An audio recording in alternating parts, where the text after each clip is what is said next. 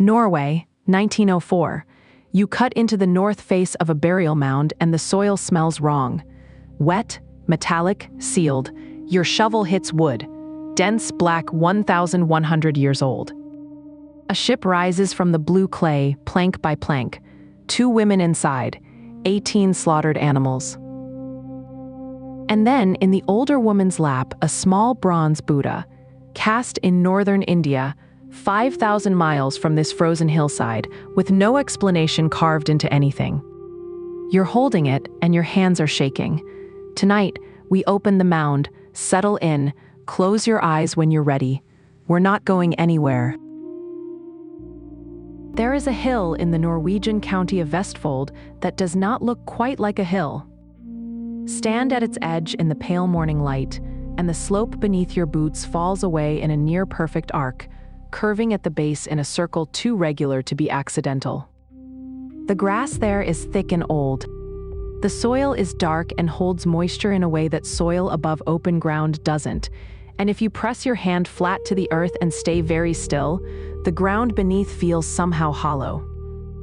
Not empty exactly, but shaped, the way ground feels when something large and deliberate was once put there.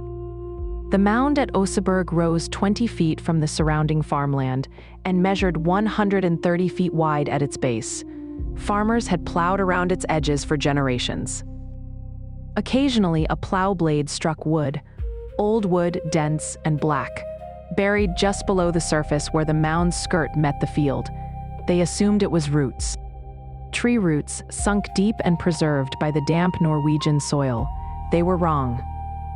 The Norwegian archaeologist Gabriel Gustafsson arrived in the summer of 1904, commissioned to investigate what the landowner believed might be a significant archaeological site.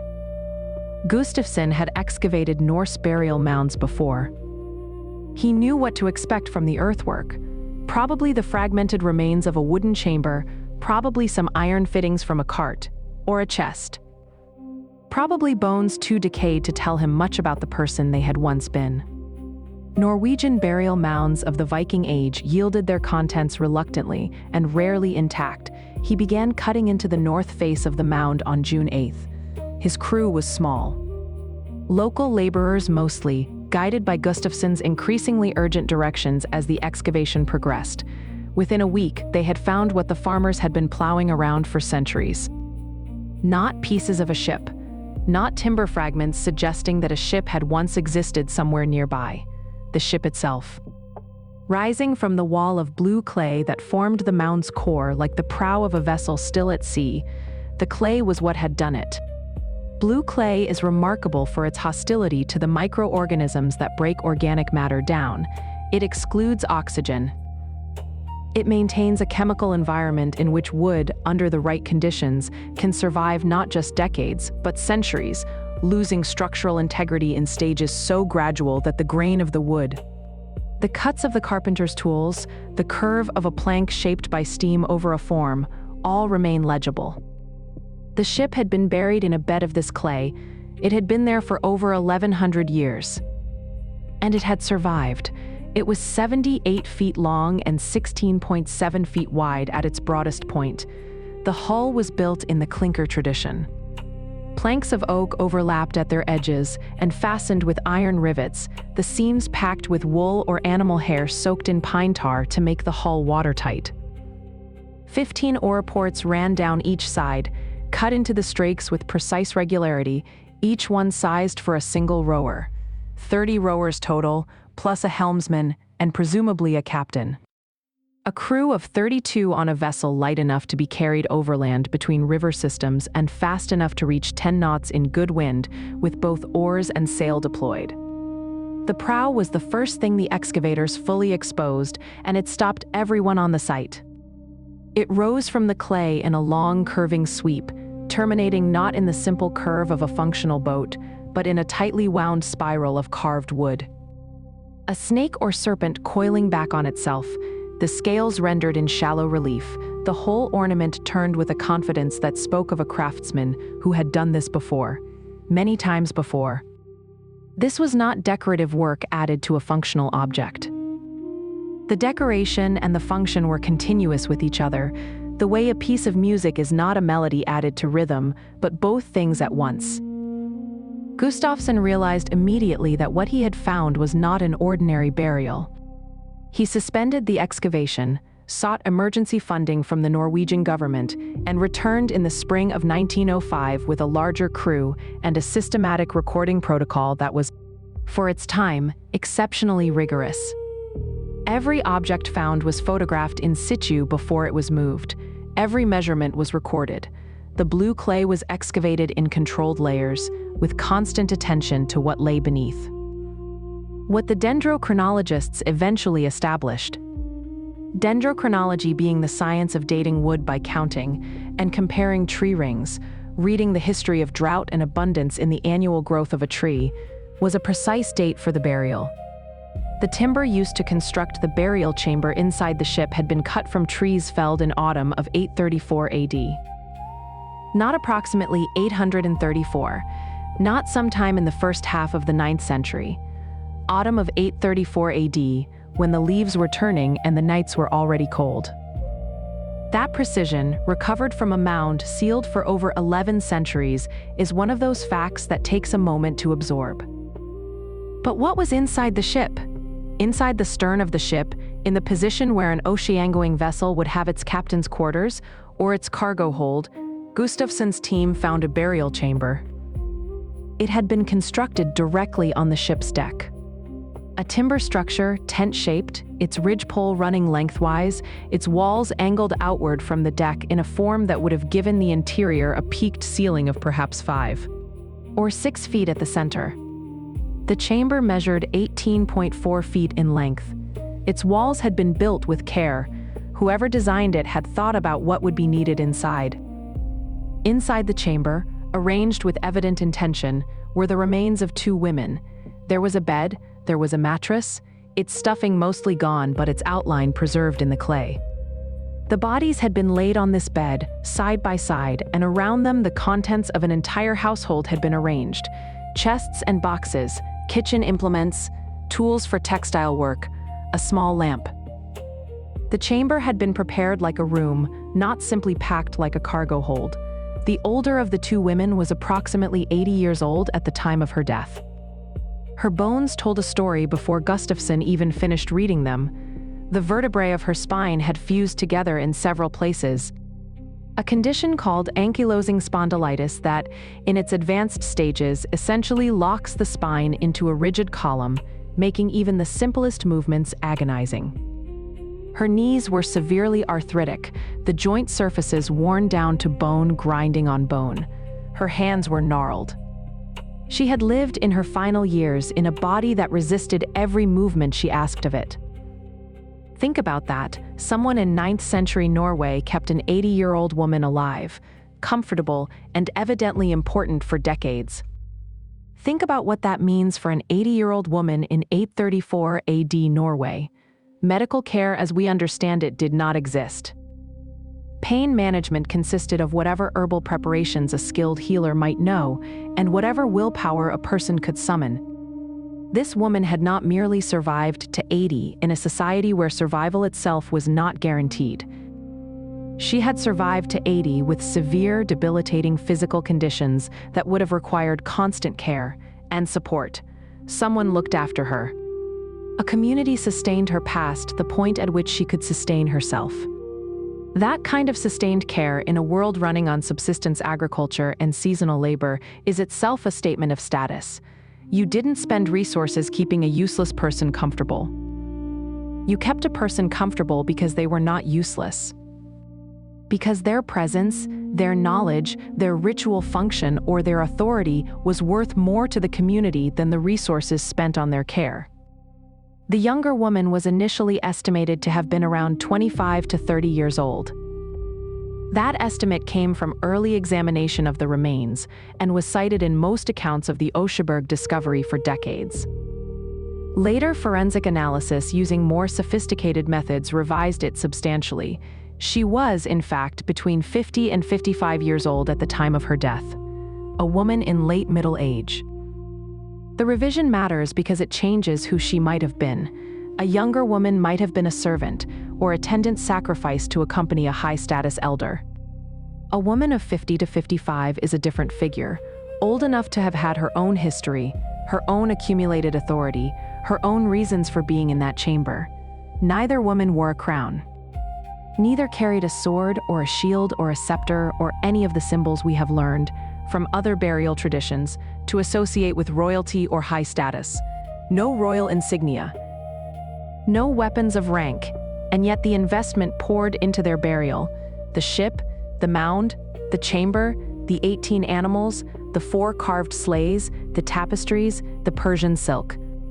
Argues for a position in Norse society of the highest order. Everything in that chamber was chosen. Not as tribute, as cargo provisions for wherever these women were going next. You'll see why that word matters before we're done. Scholars have spent a great deal of energy trying to determine who these women were. The most persuasive proposal for the older woman is that she may have been a vulva.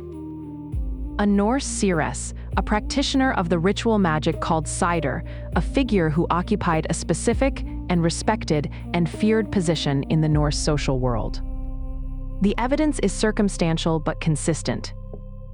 A staff was found in the burial, a long, iron-headed staff of the kind depicted in Norse myth as the instrument of the seeress, the object she held when she performed her rituals. The older woman's extreme age and physical immobility fit the pattern of a vulva, a figure kept in one place, consulted rather than deployed. Her value residing in knowledge and ritual skill rather than physical labor. The sagas describe volar, the plural, as women who traveled from community to community, feasting and sleeping with the household before performing their divination, reading the threads of fate. The iconography of the seeress in Norse literature includes the staff, includes animals, particularly cats, includes specific kinds of clothing. The Oseberg burial has several of these markers, but it is also possible that both women were high-ranking in their own right, buried together as equals, not as principal and attendant. Norse society did not have simple equivalents for our modern categories, and the categories of royal, religious, and socially powerful were not as distinct as we might assume. There's a detail from the mound's later history that tends to arrest people, at some point after the burial was sealed, probably in the medieval period. The 10th or 11th century, on the evidence of the disturbance patterns, grave robbers entered the mound. They found the burial chamber. They went directly for it, which means they knew it was there, knew what they were looking for, and knew the mound well enough to reach it without prolonged searching. They took what they came for. What they were looking for, we cannot say. They left the ship. They left the chamber structure. They left almost everything inside the chamber. Almost. Gustafsson's team recovered the remains of the older woman from inside the chamber, her bones disturbed and scattered by the medieval intrusion. The younger woman's remains were more complete. Whoever entered the mound after it was sealed had been looking for something specific, and the 2 women's bodies were apparently not it. Removing the ship from the mound required extraordinary care. Each plank was numbered. Each section was photographed from multiple angles before being touched. The iron rivets were counted and mapped. Sections of decking were lifted free, recorded, wrapped. The process took weeks. The ship was transported to Oslo in sections and eventually reassembled in a building constructed specifically to hold it. The Viking Ship Museum in Bygdøy, where it now stands, stand in front of the Oseberg ship today, and the scale surprises you even when you're expecting it. The prow spirals up past the level of your head. The hull sweeps back in a curve that is both massive in scale and somehow delicate in execution, the clinker planks fitted with a precision that any craftsman would still admire. For 11 centuries and 2 months, something this beautiful was buried in the dark of a Norwegian hillside. But the 2 women inside the Oseberg ship were not the most surprising thing buried with them. An ocean-going ship was not enough. The people who buried the Oseberg women understood that wherever the dead were going, they would need the same things they had needed here: animals to ride, vehicles to travel in, servants to serve them, textiles to sleep beneath, tools to work with, food to eat. Whether this was literal theology or elaborate metaphor or both simultaneously is a question Norse religion doesn't answer cleanly. What it answers clearly is what the burial record shows. They packed everything. You'll discover, as we keep opening these graves, that everything is not a figure of speech. Start with the animals, because the animals are the most immediate statement of what this burial was willing to sacrifice. 14 horses were found in the forward section of the ship and in the mound itself, some in the ship's hold, others buried in the earth of the mound around the ship's hull. 14 horses. With them, 1 ox and 3 dogs.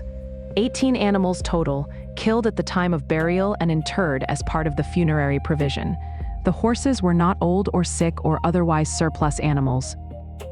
Bone analysis indicated that several were young adults, likely selected specifically for the burial from among the best of the household stock. In 9th century Norway, horses were among the most economically valuable assets a family could hold. A good horse represented a significant fraction of a household's total wealth. It took years to breed and train a riding horse to the standard expected of elite Norse cavalry, and a breeding herd was a generational investment. Killing 14 horses at once, plus a draft ox, plus 3 dogs, was an act of economic self-immolation so extreme that it could only have been performed by a household of such wealth that the cost barely registered, or by a community that pooled its resources to honor the dead in the only way it knew how to signal that the dead truly mattered. Think about that. 14 horses killed in a single afternoon for a single burial by people who couldn't go to a market and simply buy more. 14 horses. Among the wooden objects recovered from the mound were 4 sleighs, not simple work sleds for hauling timber. Elaborately carved sleighs, their wooden surfaces worked with interlocking animal motifs in the style now called Oseberg style. A visual language of elongated beasts with open, biting mouths, coiling around each other in patterns that are simultaneously chaotic and orderly. Like a knot that holds even though you can't quite see how.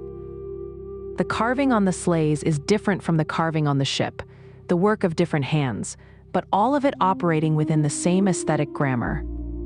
Someone who could see all 4 sleighs together was seeing 4 variations on a single visual vocabulary, each one pushed in a slightly different direction by a craftsman with their own interpretation of the form. Then there is the cart. It is, to date, the only complete Viking Age wheeled cart ever recovered anywhere in the world. In over a century of Norse archaeology conducted across Scandinavia and the territories where the Norse settled, Britain, Iceland, Greenland, the Baltic coast, the river systems of Russia, no other complete example has turned up. The Oseberg cart was 4-wheeled, designed to be pulled by a horse, its body elevated on curved wooden axle supports. Its cargo bed enclosed on the sides by carved wooden panels that rise to roughly waist height.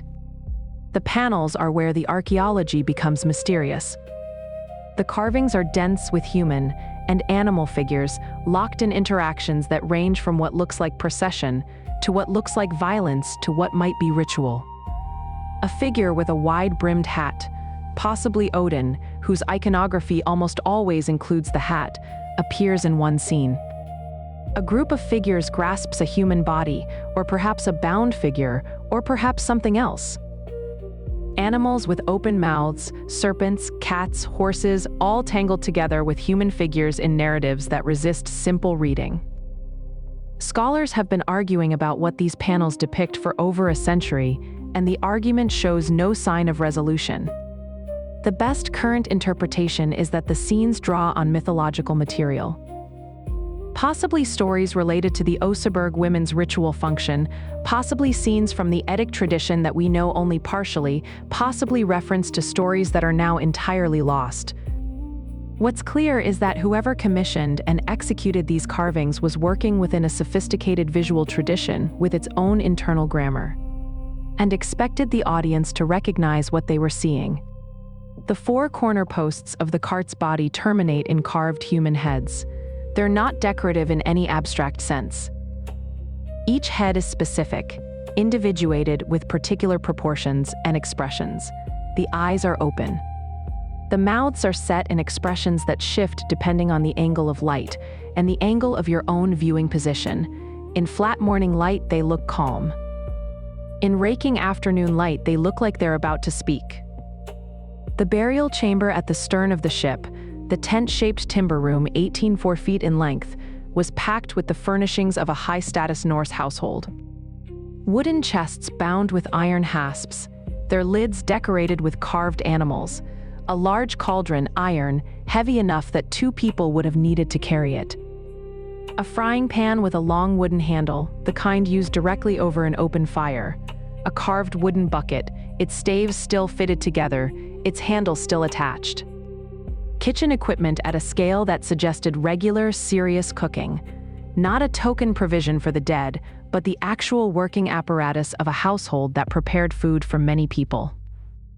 The agricultural tools are worth pausing over.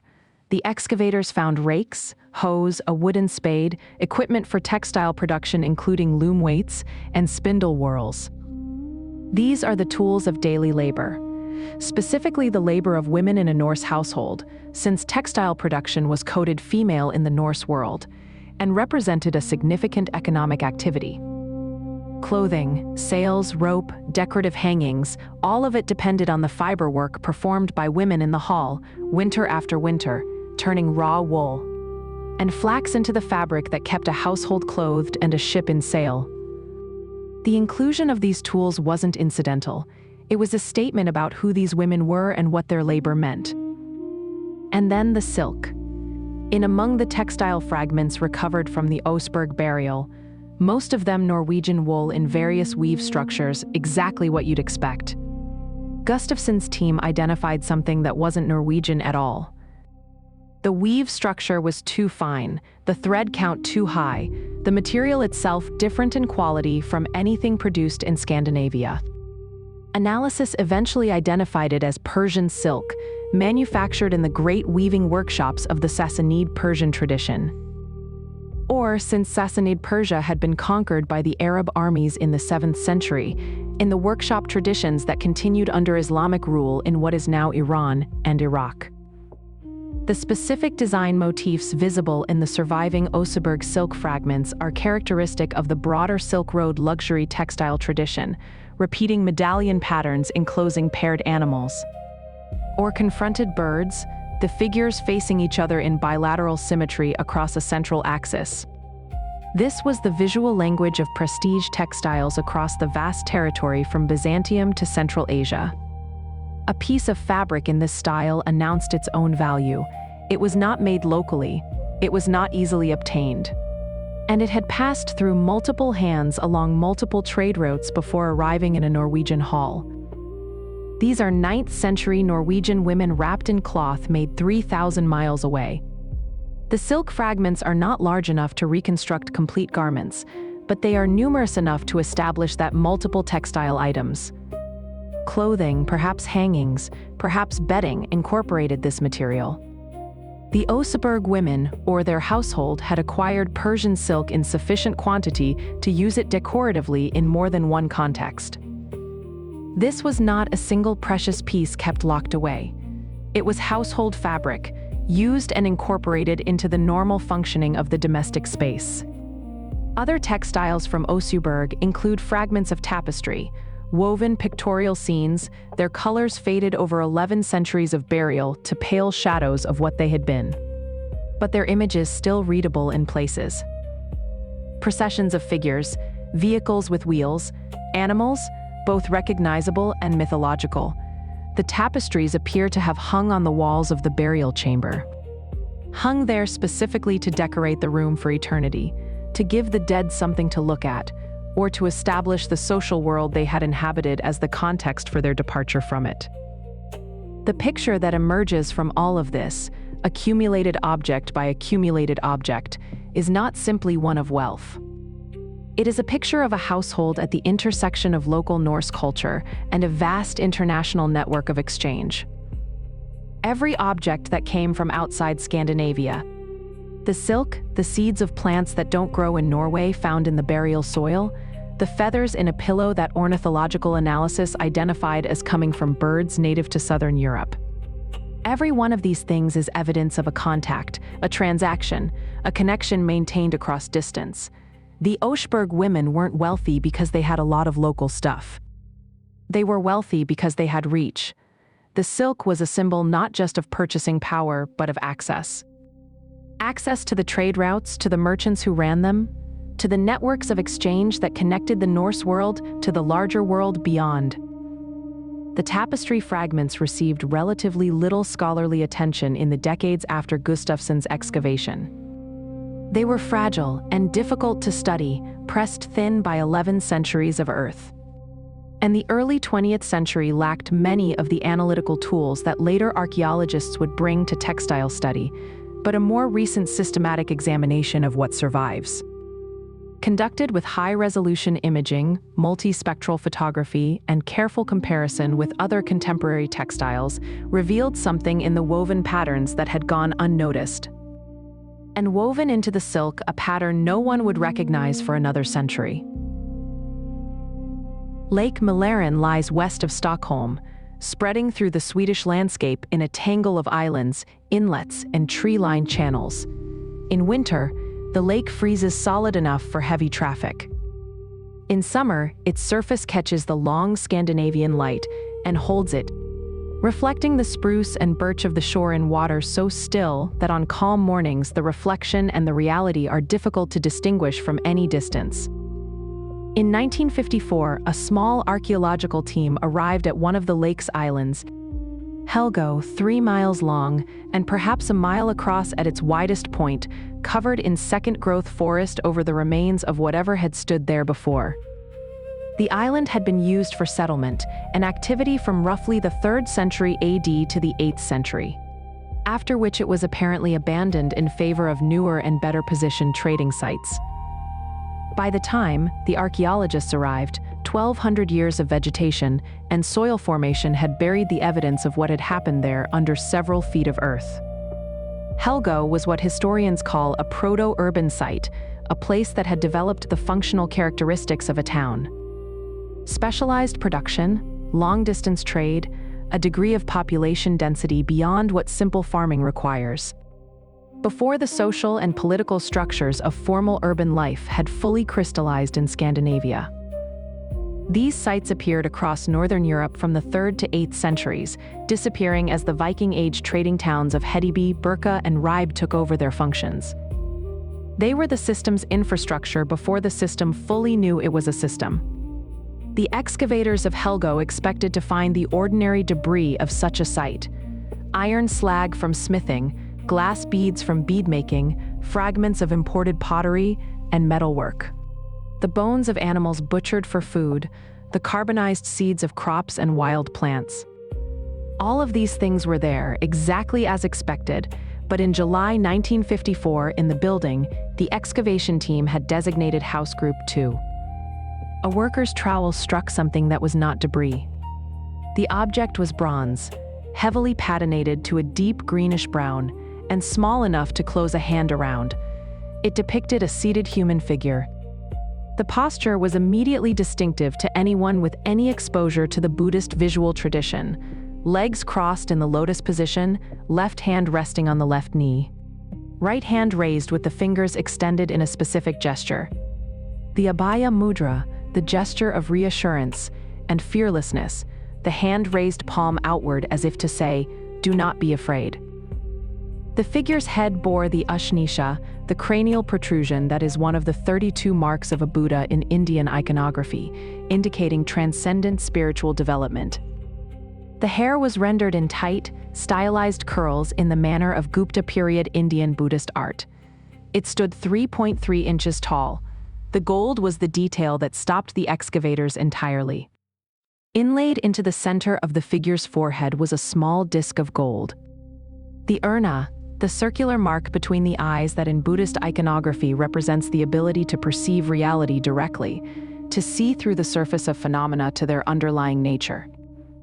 It is one of the most specific visual markers of Buddhist representational art, identifiable at a glance to anyone familiar with the tradition.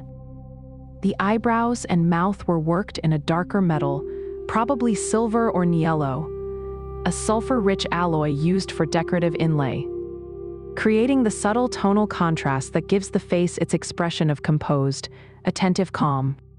The style, the proportions, the treatment of the drapery that fell across the figure's lap, the modeling of the face, all of it pointed toward the Gupta Empire tradition of northern Indian Buddhist art, which had flourished from the 4th through 6th centuries AD, and was widely considered the classical period of Indian sculpture. More specifically, the stylistic affinities of the Helgo Buddha pointed toward Kashmir and the northwestern Indian sphere, where Gupta-influenced workshops had continued producing bronzes of this type well into the 6th century, adapting the classical forms to local materials and local devotional needs. From its point of origin in northern India or Kashmir to the island of Helgo in Lake Mälaren, Sweden, roughly 4,500 miles. Let that distance sit for a moment. 4,500 miles. The Indian Ocean, overland routes, river systems, possibly sea routes through the Persian Gulf or Red Sea, then overland through the Middle East. Then north through Byzantine territory or the Proto-Slavic lands east of it, then somehow into the network of exchange that brought goods to Helgo. This statue did not arrive in Sweden in a single journey. It moved through hands, many hands over what was likely a period of decades, possibly a century or more.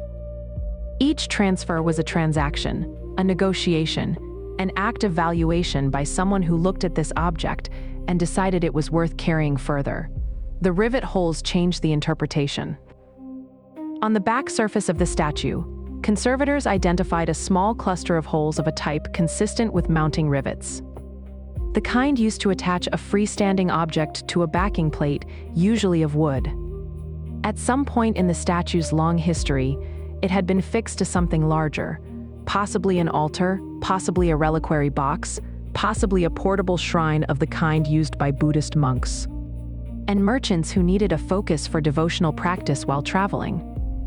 The rivet holes indicated that the Helgo Buddha had once been part of a larger devotional assemblage, removed at some point from that assemblage, separated from its original context. And then there was the leather. Preserved in the deposit around the statue, the excavators found a fragment of leather strap. Narrow, worn smooth, of the type used for carrying or wearing small objects.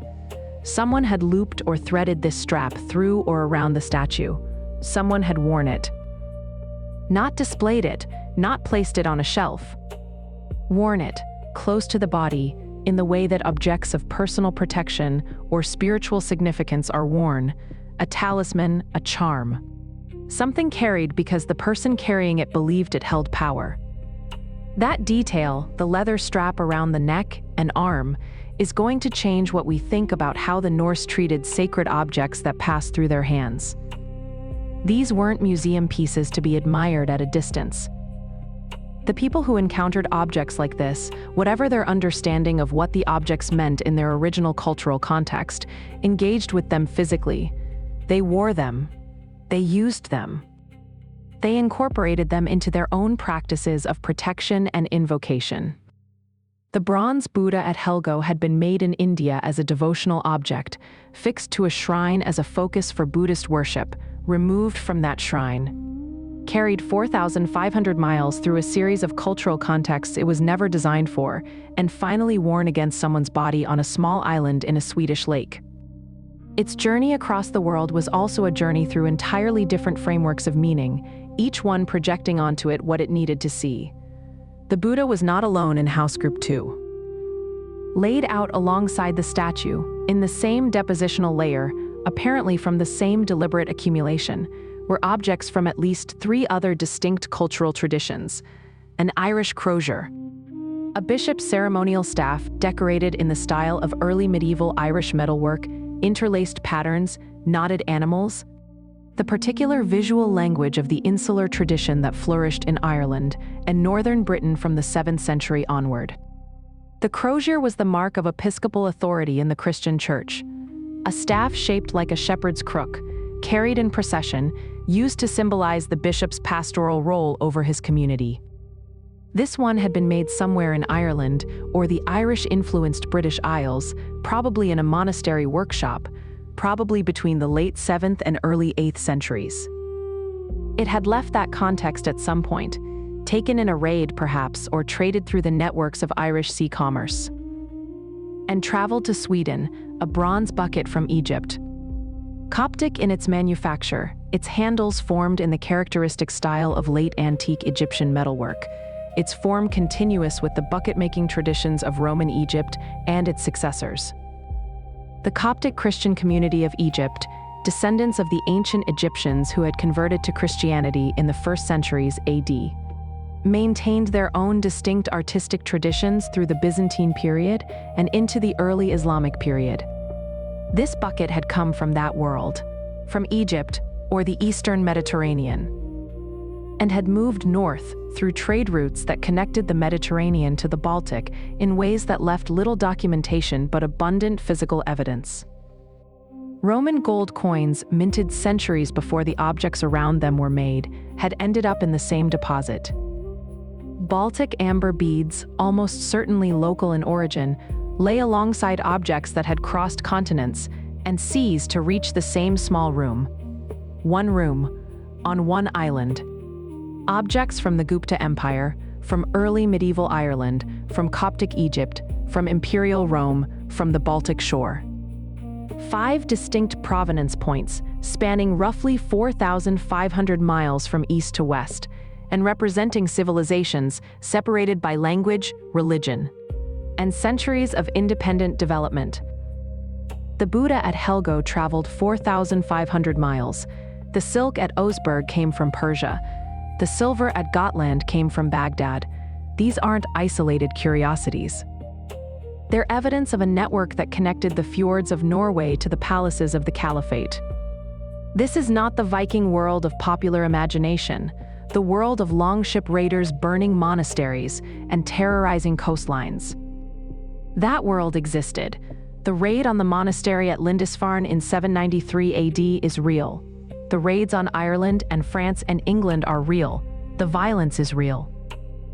But it's one register of a much more complex phenomenon. The Norse world was organized at its deepest structural level, not around violence, but around movement. Movement by sea, by river, by portage, and movement meant trade as much as it meant war, and often meant both at the same time, in proportions that shifted depending on what a given moment offered. Helgo was a trading post before the Viking Age began. It was receiving goods from Ireland, from the Mediterranean, from Central Asia, from India, at a time when the Norse longship raids hadn't yet started. The connections that made those trade goods possible were older than the violence we've allowed to define the era. The deposit in House Group 2 reads less like domestic refuse, and more like a collection, objects gathered in one place from distant origins, maintained together, possibly venerated, possibly traded, possibly used in ways we have no direct access to. The leather strap suggests use. The mixing of objects from entirely unrelated religious traditions suggests that the person doing the collecting was not operating within any of those traditions as a believer. They were operating as someone who recognized power in objects without necessarily parsing what kind of power, or according to whose system, a bronze figure from India, an Irish crozier, a Coptic bucket from Egypt, all in the same room on a small island in Sweden. The question isn't what they are, it's who collected them and why.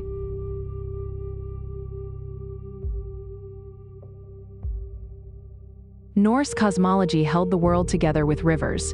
Yggdrasil, the great ash tree at the center of existence, had its roots in 3 wells.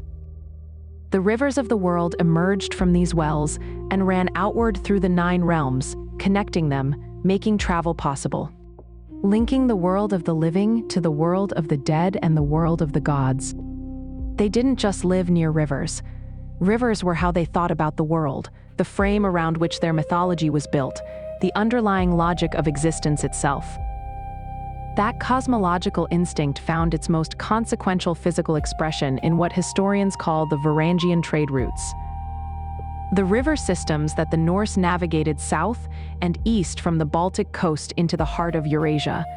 These routes were not discovered in a single act of exploration. They were developed over generations through accumulated knowledge of which rivers led where, which portages were viable, which communities along the route could be traded with, and which were too hostile or too poor to be worth the detour. From the Baltic coast, from the emporiums and proto-towns of present-day Sweden, Finland, and Estonia, the routes diverged into two primary branches. One ran south along the Dnieper River toward the Black Sea, and the city, the Norse called Miklagardr, the Great City, Constantinople, capital of the Byzantine Empire, one of the richest cities on Earth. This route was roughly 1,500 miles from the Norse starting points to the city's walls.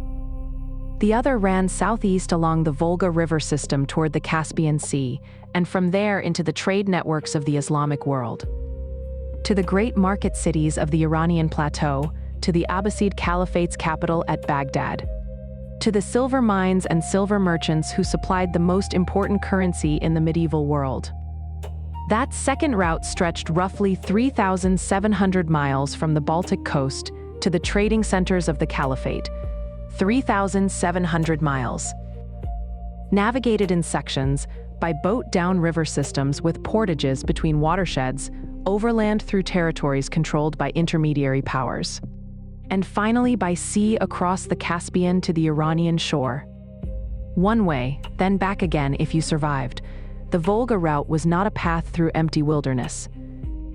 It threaded through the territory of the Khazar Khaganate, a powerful and sophisticated empire that controlled the steppe corridor between the Black Sea and the Caspian. Extracting tolls from the merchants who moved through their lands and running their own complex diplomatic relationships with Byzantium, the Caliphate, and the emerging Slavic polities to the north. Further along lay the Volga Bulgars, a Muslim people who had converted to Islam in the 9th century and maintained a trading city at the confluence of the Volga and Kama rivers. Beyond them stretched the territories of numerous Slavic-speaking peoples who were simultaneously being raided by the Norse, traded with by the Norse, intermarried with by the Norse, and gradually incorporated into the Norse-Slavic hybrid political entity that would eventually become Rus, and then Russia. Those who navigated this route came to be called the Rus.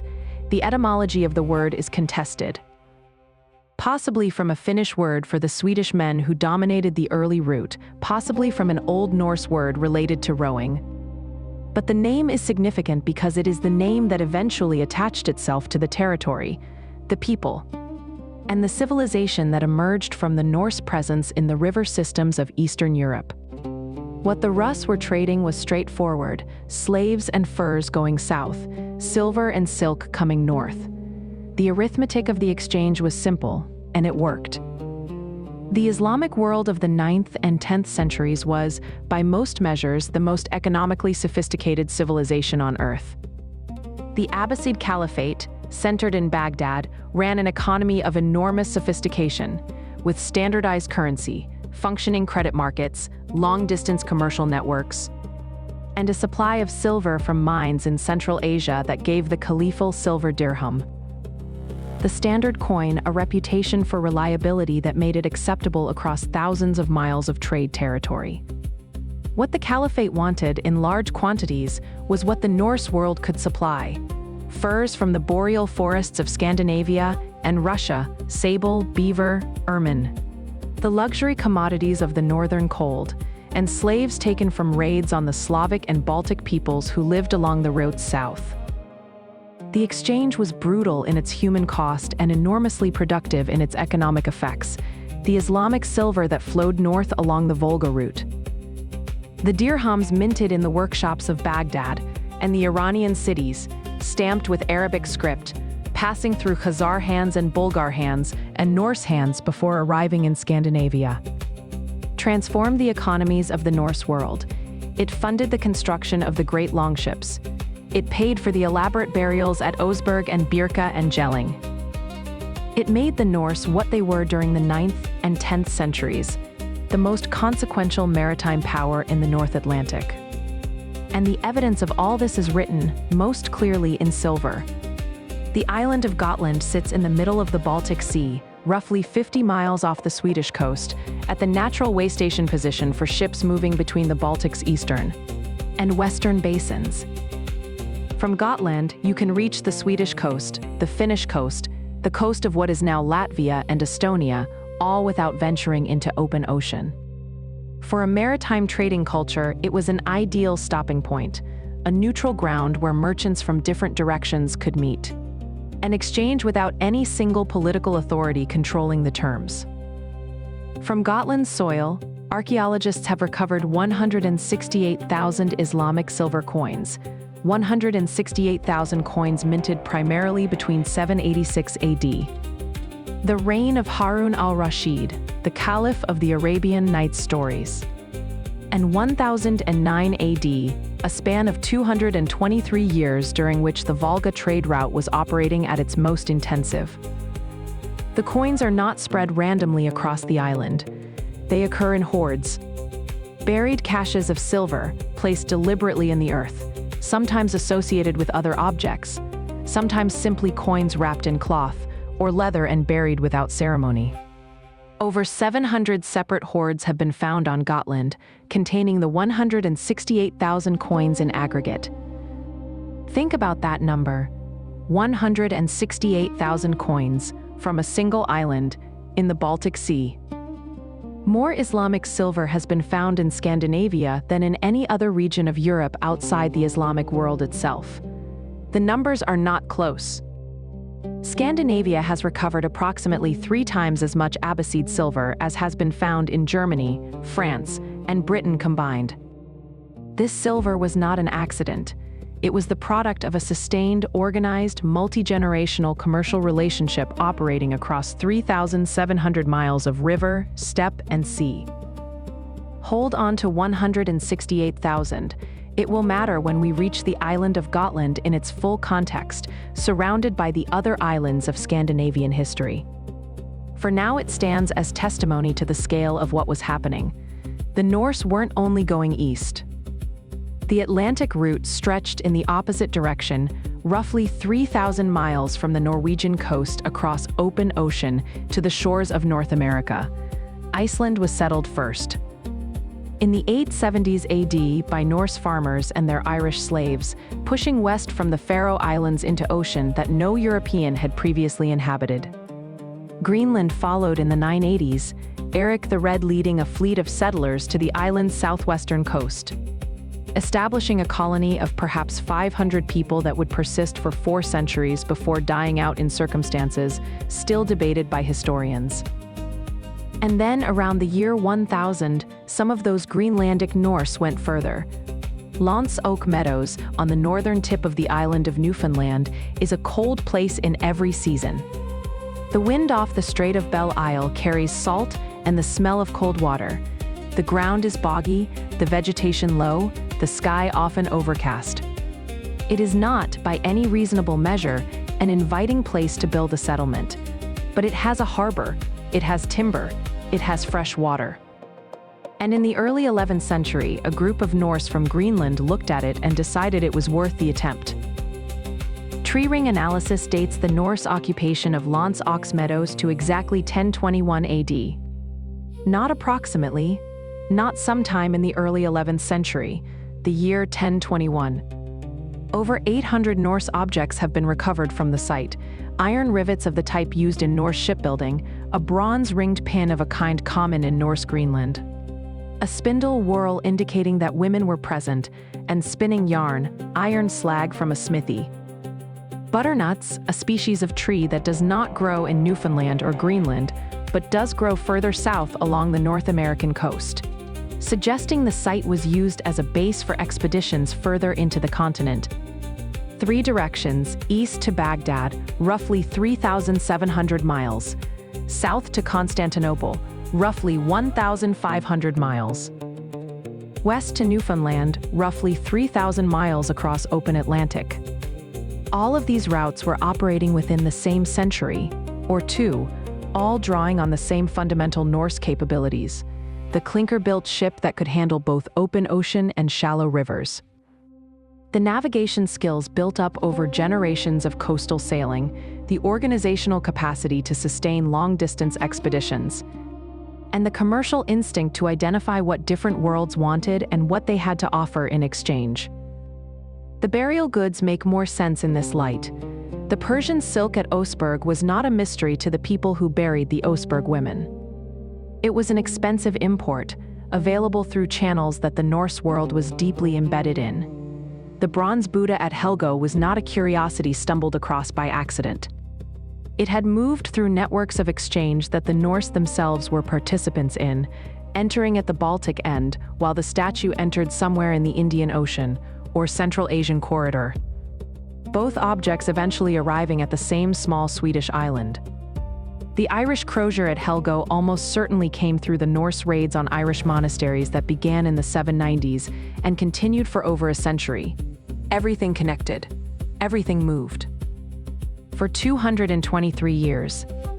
From the reign of Harun al-Rashid in Baghdad to the closing of the Volga route in the early 11th century, as the Islamic world's silver supply began to dwindle and the trade routes reorganized. The Norse operated a network of exchange that made them, by any measure, one of the most widely traveled and commercially sophisticated peoples on Earth. Ahmad ibn Fadlan left Baghdad in June 921 AD, attached to a diplomatic mission from the Abbasid Caliph to the Volga-Bulgaria region, a Muslim kingdom roughly 500 miles east of present-day Moscow. The Caliph had received an embassy from the Bulgar king requesting religious instruction and military assistance, and Ibn Fadlan was part of the delegation sent north to provide it. To reach the Volga Bulgars, the delegation traveled north through the Islamic world, then east along the river routes, passing through precisely the territories where the Norse Rus were operating. He kept notes. Detailed notes in the style of an educated 10th century Islamic scholar, careful descriptions of everything that struck him as unusual, systematic observations on the customs and practices of the peoples he encountered, geographical information about the routes and distances traveled. His account, called the Risala, is one of the most remarkable primary sources for the early medieval period in any language. A first-person eyewitness account of a world that left almost no written records of its own, Ibn Fadlan encountered the Rus along the Volga.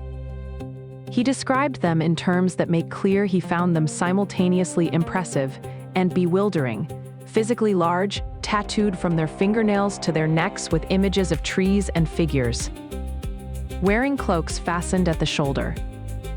He described their religious practices, their commercial habits, their diet, their treatment of the sick. He was a precise observer with a scholar's instinct for recording what he saw exactly as he saw it, without filtering it through a framework of what he expected. And at the river's edge, he witnessed a funeral. The trade route stretched 3,700 miles. And when an Arab diplomat traveled it in the other direction, he would witness something he couldn't unsee.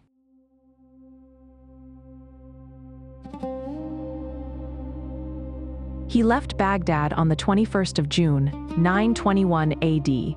His name was Ahmad ibn Fadlan, and he was a secretary. A bureaucrat really sent along to keep detailed records of a diplomatic mission to the Volga Bulgars, a people living roughly 2,500 miles to the north. The Caliph of Baghdad had received a formal letter from the Bulgar king requesting scholars, legal experts, and engineers. Someone needed to write it all down. Ahmad ibn Fadlan was that someone. He could not have imagined what he would see before it was over. Baghdad in 921 AD was one of the largest and most sophisticated cities on earth. The Abbasid Caliphate, which had ruled from that city for nearly 2 centuries, had built a civilization of extraordinary cultural and intellectual achievement. A network of libraries and hospitals and astronomical observatories of scholars translating Greek and Persian and Indian texts into Arabic. Of merchants and administrators and craftsmen whose collective output made the rest of the medieval world look provincial by comparison. A product of that world, Ibn Fadlan had been shaped entirely by its rhythms, its courts and bureaucratic offices, the most complex administrative state of his age. The journey north took almost 11 months. They crossed the Iranian plateau in the heat of late summer, traveled through Khwarezm as the nights began to lengthen, then pushed across the treeless steppes as winter converted the grass to frost. The terrain shifted from the familiar textures of the Abbasid world, date palms, sun-baked mud brick, the smell of canal water, into something colder and stranger with each passing week. By the time they reached the Volga River and the camps of the Bulgars, it was the 12th of May, 922, 11 months. Roughly 2,500 miles through landscape that must have felt, at times, like the edge of the known world. Meticulousness was central to what Ibn Fadlan did. Everything went into writing. The document he eventually produced ran to 420 pages, 210 folia of precise, careful Arabic prose. Into those pages went the land, the rivers, the habits of the people he encountered, the prices goods commanded in the markets, the religious customs that differed from his own. Skilled observation was his professional training, refined by years in the caliph's administration. Noticing hierarchies, recording exchanges, marking the things that distinguished one culture from another, then he met the Rus. The Rus had made camp along the Volga, moving goods along the great river route that carried furs and amber and slaves southward and brought silver northward. Ibn Fadlan walked among them and recorded what he saw with the directness of someone who had no reason to soften his impressions. This was a report. What was in front of him went into the record. "I have seen the Rus," he wrote, as they came on their merchant journeys and encamped by the Volga. "I have never seen more perfect physical specimens, tall as date palms, blonde and ruddy." Tall as date palms, not poetry, a precise measurement from a man who knew date palms. Raised in the palm groves of the Tigris and Euphrates valleys, that tree was a known quantity, a standard visual reference. The comparison, when it came, was reaching for something exact. These people genuinely stood above what he was accustomed to. The visual impact was real enough to anchor his entire first description of them. Every man carried an axe, a sword, and a long knife. Not warriors, every man present. Merchants, craftsmen, rowers, leaders. The weapons were part of the costume, the way that a belt or a cloak was part of the costume.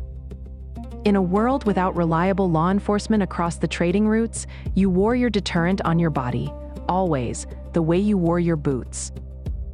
The women wore metal boxes on their breasts, fixed with rings through loops at the chest. The material of those boxes announced wealth: iron for the poor, silver for those doing moderately well in trade, gold for the wealthy. The specific economic formula that ended up in his text reveals exactly how this system worked. When a man accumulated 10,000 dirhams, a substantial sum by any measure of the time, he would have a single gold ring made for his wife. At 20,000, a second ring was added. Every additional 10,000 dirhams purchased another ring. The rings were public, wearable evidence of household wealth, a way of displaying a trading record on a body.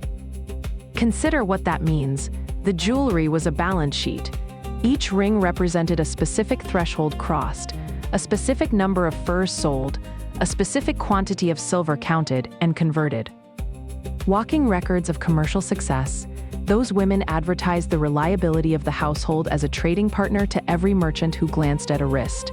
Green glass beads were something else. What struck him immediately was the intensity with which the Rus valued them. A single fine bead could command 10 dirhams or more in trade, an amount that seemed irrational given the scale of what the Rus were moving through their camps. And yet the obsession was genuine. Green glass beads appear in Norse graves from Norway to Russia, to the markets of the Islamic world. Prized not for their material worth, but for something harder to name. Rarity, beauty, the prestige of possession. Daily habits received the same careful attention. Communal hygiene practices, the arrangement of the trading camps, the way authority was displayed and communicated, the structure of relationships between men and women. All of it found its way into the 420 pages. Opinions surface occasionally in his prose. He was not a perfectly neutral observer. But the precision of his descriptions, the specific details that recur across the text, carry the weight of genuine witness. Something about the Rus clearly fascinated him in the way that a thing fascinates when it can't be entirely accounted for. The trading camp's organization caught his attention first. The hierarchy expressed through ornament, the social dynamic between the traders and the slave women who traveled with them. Around weapons, the etiquette was precise. The particular way armed men moved and interacted earned its own notation. Direction the ships faced, the structure of the encampments, the specific way goods were displayed for trade. Each detail earned its own sentence, its own careful record. He had come to file a report. What he filed, in the end, was something closer to a portrait. He also noticed that the Rus worshipped. They had carved posts fixed upright near the riverbank, faces carved into the wood, surrounded by smaller figures. When a trading party arrived after a long journey, the first thing they did was bring gifts to the posts: bread, meat, onions, milk, whatever they carried, and ask for success in their trading. If the trading went well, they returned with more gifts and made additional offerings. If it went poorly, they appealed to the smaller figures. The practice struck him as strange, and he said so. But he also documented it, carefully, because documentation was his job. He had been among them for weeks when a chieftain died. The man had been a person of standing among the Rus. When he died, preparations began immediately according to what appears to have been a well-established protocol. His goods were divided into 3 equal portions. 1/3 went to his family. 1/3 was used to purchase the garments he would be buried in. 1/3 was converted into fermented drink, the supply for the 10-day mourning period that followed. A slave woman was selected, or volunteered. The text leaves this ambiguity intact, and the ambiguity matters, to accompany the chieftain into whatever came after death. For 10 days, she was treated with unusual status. She was given good food and drink. She was dressed well, elevated in the social structure of the camp, treated as someone who had already begun the transition between one state and another. She visited companions. She was brought before a ritual structure that Ibn Fadlan describes as a kind of threshold, or gateway, through which she was asked to look and report what she saw.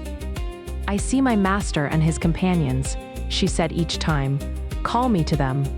The angel of death was an old woman. That is the title Ibn Fadlan assigns her, his Arabic translation of whatever the Rus called her role. She moved through the preparations with the authority of long practice, directing the sequence of events, knowing the order of each stage. She had done this before. The ritual had done this before. It was a practiced art, passed through generations. The chieftain's preserved body was taken from its temporary grave after 10 days, dressed in the finest garments, ankle-fitting trousers, boots, a tunic, an outer robe, a silk caftan with gold buttons, a sable fur hat. A pavilion had been erected inside his ship. The body was arranged there. Around him were placed his weapons, then food and drink. Then 2 horses run into the enclosure and killed with swords. 2 cows, a dog, a rooster, and a hen, all of it carefully, deliberately arranged. Because none of it should be missing. The fire came at the end. A relative of the dead chieftain walked backward toward the ship, holding a torch. The backward motion is specific and intentional. You do not face the world you are setting alight. You do not watch a world close behind you. That detail sits in the text without comment. Observed, written down, passed on. But it has the clarity of something witnessed rather than summarized. Within an hour of the fire reaching full height, nothing remained but cinders. A burial mound was raised over the site. Handle this with the gravity it deserves, because it is not a spectacle. What was witnessed on that riverbank was a cosmology in action. A specific, coherent set of beliefs about what death was, what came after it, and what the dead would need. The violence of the ritual is inseparable from the belief that generated it. To strip out the belief and look only at the violence is to misread the event entirely. These were people who thought the dead continued, who thought the journey required provisions and companions. Who thought the gap between this world and the next was a threshold you could equip a person to cross? The manuscript made its way back into the broader Islamic scholarly world and was cited by later geographers and encyclopedists. Then, for reasons that are not entirely clear, it dropped out of active circulation. The original document disappeared. For centuries, what Ibn Fadlan had witnessed existed only in fragments. In citations, in the summaries of writers who had read him and copied passages.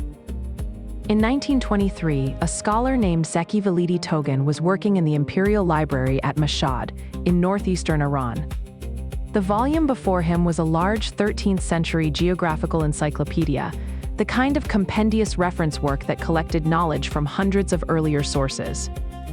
Copied into that encyclopedia, preserved by the accident of its inclusion in a later compilation, was Ibn Fadlan's account, the original manuscript, 420 pages. 210 folia, 1,000 years after the fire on the Volga, a man in a library in Iran turned a page and found the only first-hand account of a Viking ship funeral ever recorded. And it had taken 1,000 years for anyone to find the manuscript that contained it.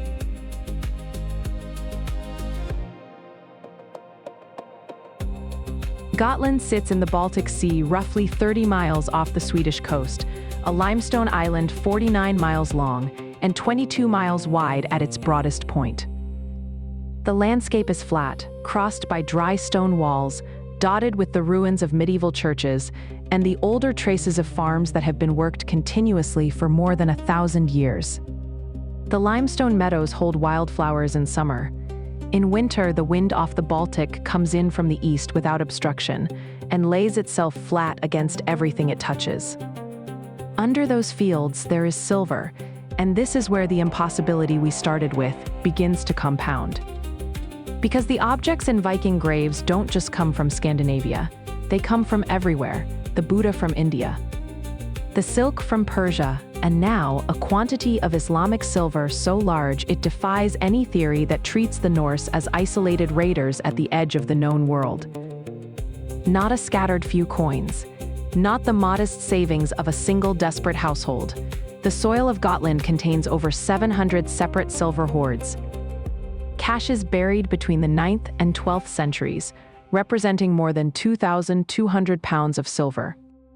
Among that silver, archaeologists have recovered 168,000 Arabic coins. The number requires a moment to absorb. 168,000 Islamic dirhams on a Swedish island in the Baltic Sea. 168,000 coins minted in the cities of the Abbasid Caliphate and its successors in workshops spread across Iran, Iraq, Central Asia, and beyond. Coins that traveled north through the river networks of what is now Russia, accumulated in the hands of Norse traders operating along the Volga and Dnieper routes, and ended up here. On this limestone island, in sufficient quantities to dwarf the silver reserves of most medieval European kingdoms. Dirhams, that was what they were called. They were the standardized currency of the Islamic world. Weighted and alloyed to consistent specifications that made them reliable as a medium of exchange across enormous distances. A Rus trader on the Volga could receive a dirham minted in Samarkand and spend it in the markets of Birka without anyone challenging its value. The promise was in the silver itself, verifiable on a scale, portable in a way that bulkier goods were not. Furs went south, silver went north. Gotland sat at the junction where Baltic and Eastern European trade networks converged, and the silver pooled there in the hands of merchants who had no bank to put it in. Which is the answer to the obvious question, why bury it? There were no deposit accounts, no institutions that could hold wealth securely across decades.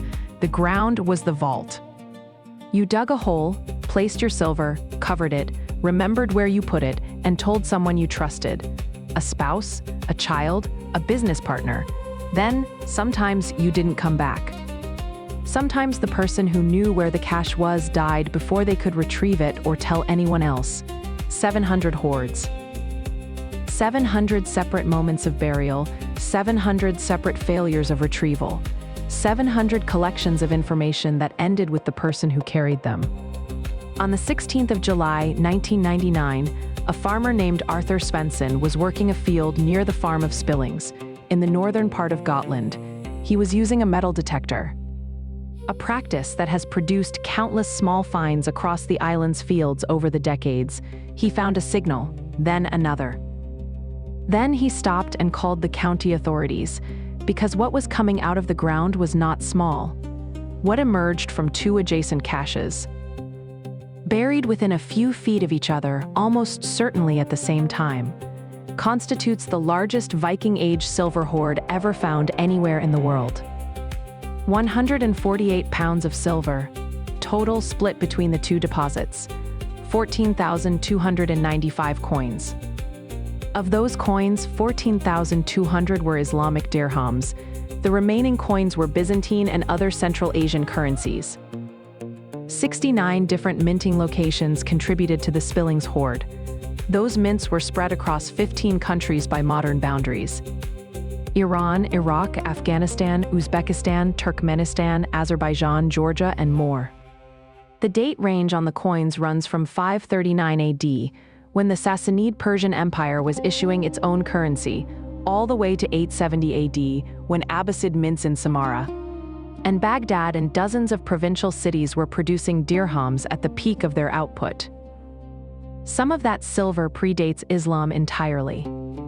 The Sassanid Persian Empire produced silver drachmas from the 5th century onward, and those coins circulated for centuries after the empire that minted them was gone, absorbed into the monetary supply of the Islamic world because the silver content was reliable and traders accepted them. A coin struck in Persia before the birth of the Prophet Muhammad ended up in a hole in a Swedish field, carried there by Norse traders working routes that wouldn't exist for another 2 centuries after the coin was struck. The chain of exchange that connects those 2 points is so long, so improbable, and so specific that it is difficult to fully take in. Think about the span of time encoded in a single hoard. A coin struck when the Byzantine Emperor Justinian was still consolidating his legal code, sitting in the same cache as a coin struck when the Norsemen were sailing up the Seine to besiege Paris. 3.5 centuries of monetary history accumulated by a single household on a single farm in northern Gotland.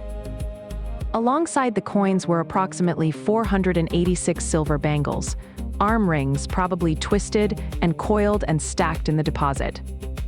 Silver was silver, whether it arrived in the form of coins or jewelry or cut fragments of ingot. The Norse traded by weight.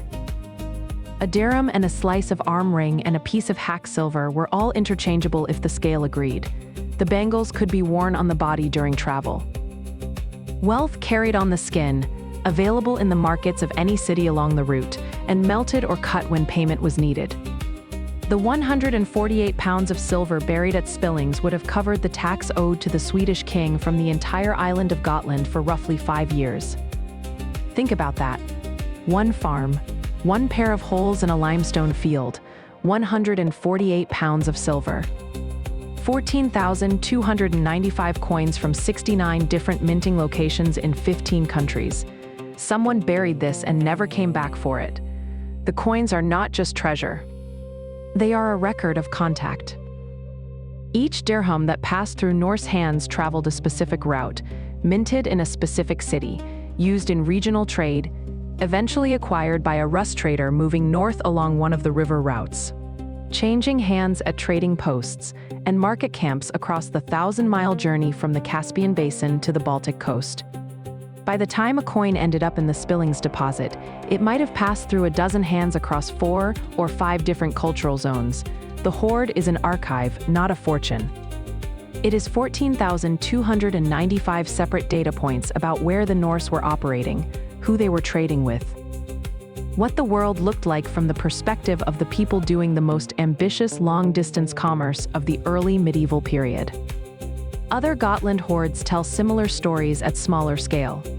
Coins from 60 different mints appear in a cache near the town of Roma. A hoard near Grotlingbo contains coins from Tashkent alongside silver arm rings and a small collection of Islamic ornaments.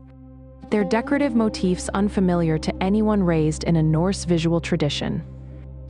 Hoard after hoard, each one a frozen moment of accumulated wealth, each one containing within its metal the encoded history of a trading network that spanned half the known world. On this one island, the count reaches 700. It is worth pausing here and thinking about what 700 hoards means for the people who buried them. Each cache represents a decision. Someone thought about where to dig. They chose a location they could find again. Under a specific stone, at the corner of a specific field, beneath the floor of a particular outbuilding. They committed the location to memory, or they told someone, and then the information was lost, in ways we can only guess at.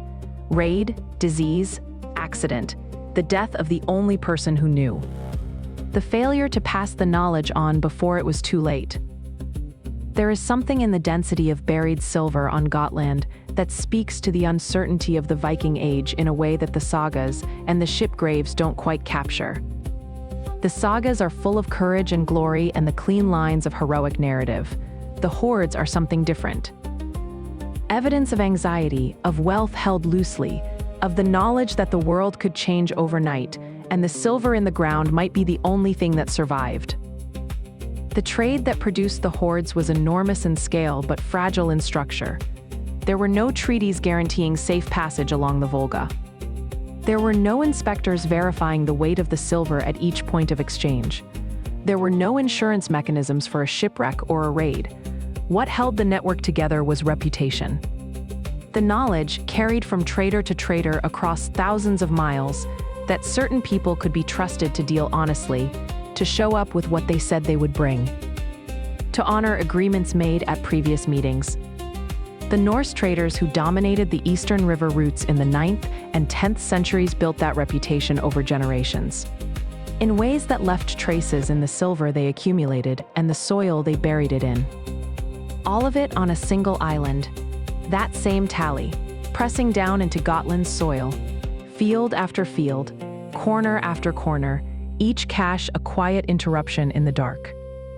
The silver was extraordinary, but as the grave goods of the Norse have been more carefully studied, it has become clear that the silver was not the most remarkable thing they brought back from their journeys. The most remarkable things came wrapped in cloth, woven into fabric, stitched into burial bands. And they have taken us far longer to learn to read.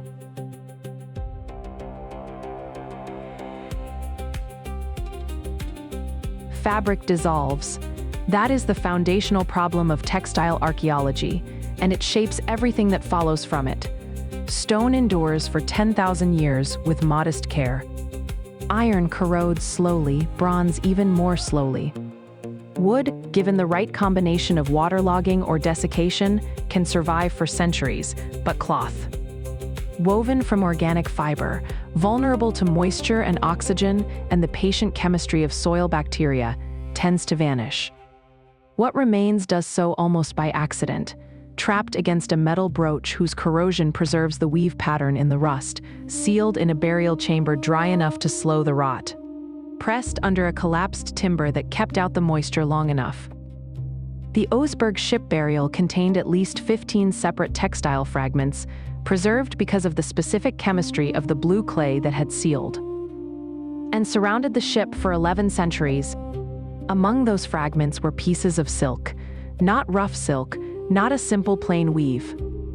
Silk with patterns woven into it using a level of technical sophistication that was entirely beyond what was being produced in Scandinavia at the time. Some of those fragments bear the Simurgh. The Simurgh is a creature from Persian myth. Part eagle, part lion, part dog, vast enough to shade the earth, perched in the tree of knowledge at the center of the world. It appears in the Saaremaa, the great Persian epic compiled in the 11th century from traditions stretching back centuries further, and woven into Sassanid silk from the 6th and 7th centuries. The Sassanid Empire fell in 651 AD when the expanding armies of the Arab Caliphate swept across Persia. The empire collapsed, its political structures gone. That silk survived crossing mountains and steppes and sea. Arriving in a Norwegian ship grave in the 9th century, some 150 years after the civilization that created its visual language had vanished. The distance is roughly 3,500 miles from the Persian heartland to the Norwegian coast through terrain that included the Caucasus Mountains, the Central Asian steppes, the river networks of Russia, the Baltic coast, and the fjord country of western Norway. No roads, no rail lines, no fixed infrastructure of any kind, just river and steppe and sea, and the networks of traders who knew how to move through them. Persian silk from Oseberg is not an isolated anomaly. Viking Age graves across Scandinavia have yielded silk fragments traceable to Byzantine workshops, to Central Asian looms, to manufacturing traditions associated with the Great Silk Road network that connected China to the Mediterranean. From the north, the Norse had found their way into that network, threading themselves into a web of exchange that predated them by centuries. The Silk Road is often imagined as a single route. A road in the literal sense, a line on a map. No such line existed. What moved across Eurasia was a system of routes, an interlocking web of overland and sea paths that shifted with political conditions, with the openness or closure of specific mountain passes, with the strength or weakness of the states that controlled the key choke points. Norse traders moving along the river routes of Russia were accessing the eastern end of that system, plugging into networks that carried goods from Chinese workshops westward across Central Asia. By the time a bolt of silk reached a Norse trader on the Volga, it might have passed through a dozen different commercial zones, been traded, and retraded across distances that no single person had traveled. What the Norse brought to this system was directional access. They could move goods northward. Furs from the Arctic, walrus ivory from Greenland, and the Norwegian coast, amber from the Baltic shores. In quantities and qualities that the Mediterranean world and the Islamic world wanted and couldn't easily obtain by other means. The exchange was genuinely bilateral, not the plunder of the weak by the strong, but a trading relationship in which both sides had something the other needed. Wool was the primary textile of the Norse world, the essential fabric, sheared from sheep that grazed in every settled community across Scandinavia and Iceland and the island colonies. Linen was produced from cultivated flax and counted as a step up. Silk was something else entirely. Silk required mulberry trees for silkworms, and mulberry trees did not grow in Scandinavia. Specialized looms, specialized dyers, specialized finishing techniques accumulated over centuries in specific production centers in Persia and China and Byzantium. None of that existed anywhere in the Norse world. A piece of Sassanid silk reaching a Norwegian hall was not just fabric. It was evidence of a supply chain of almost incomprehensible length, a physical object that had traveled farther than almost anything else in the world it arrived in. When silk appeared in a burial, its presence announced that the person inside had access to the furthest reaches of the commercial world, or had family who did, or was part of a community with the networks to acquire it. A statement about connections, about the reach of the trading relationships that the household maintained, the distances those relationships spanned. In 2017, a Swedish textile researcher named Annika Larsson at Uppsala University was re-examining silk burial bands from Viking Age graves at Birka and Gamla Uppsala using ultraviolet light and other optical techniques that weren't available when the objects were first excavated and catalogued.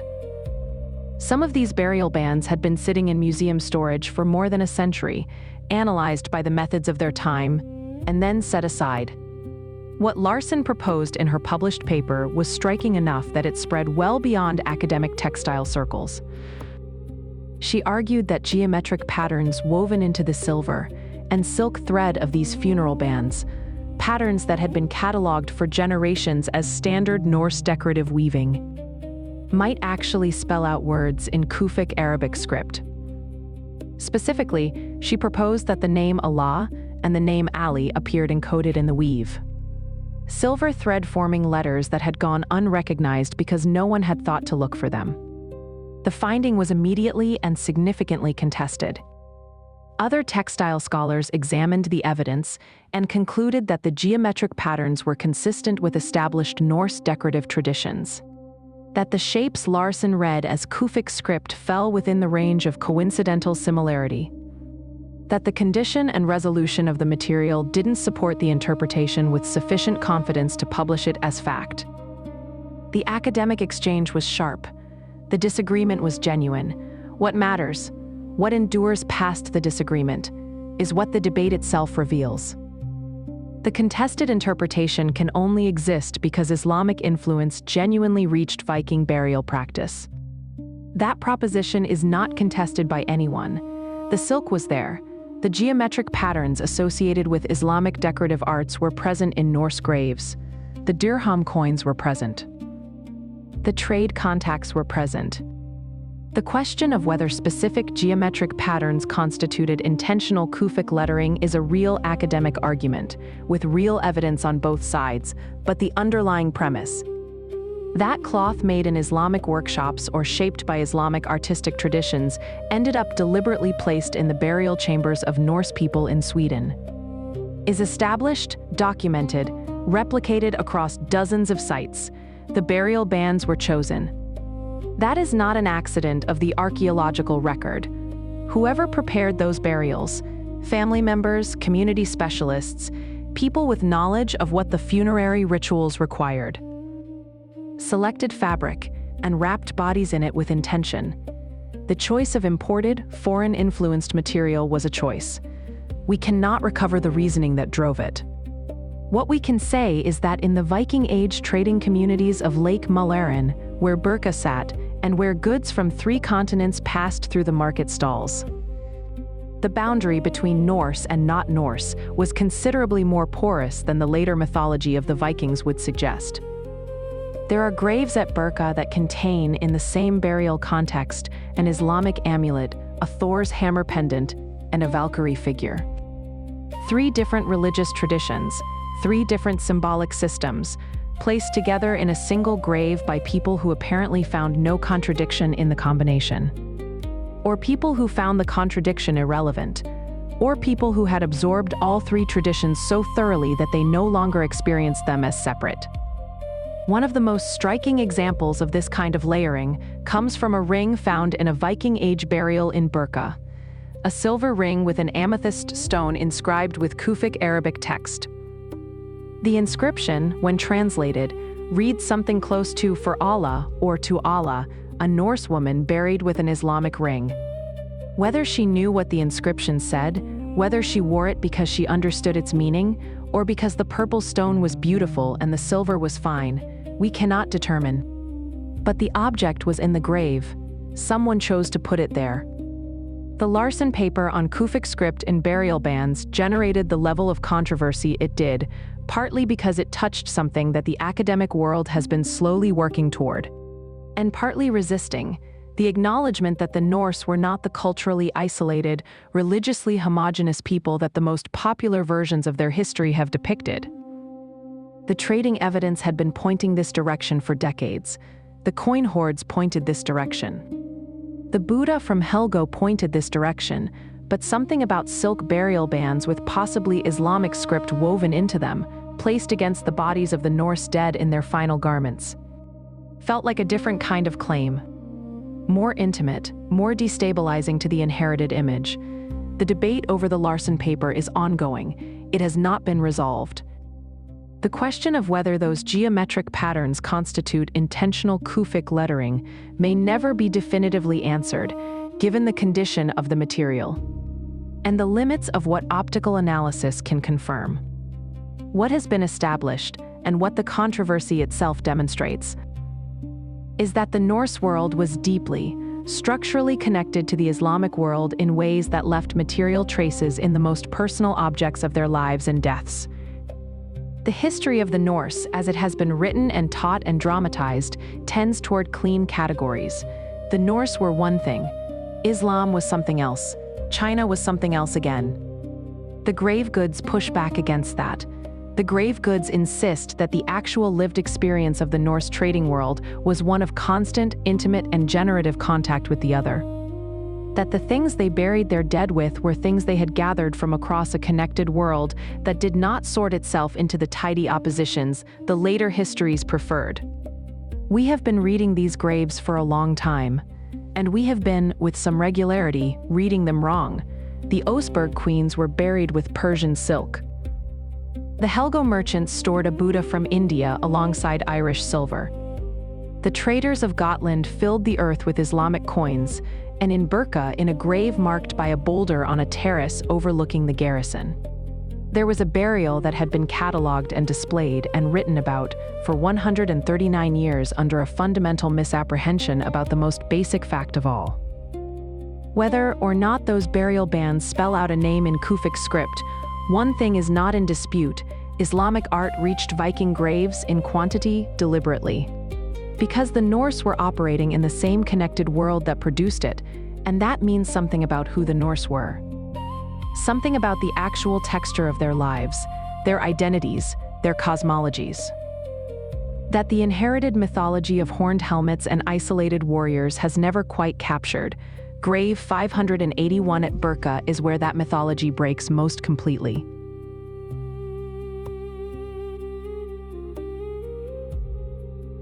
Birka occupied the island of Björkö in Lake Mälaren, roughly 18 miles west of what is now Stockholm. In the 9th and 10th centuries, it was one of the most significant trading posts in Northern Europe.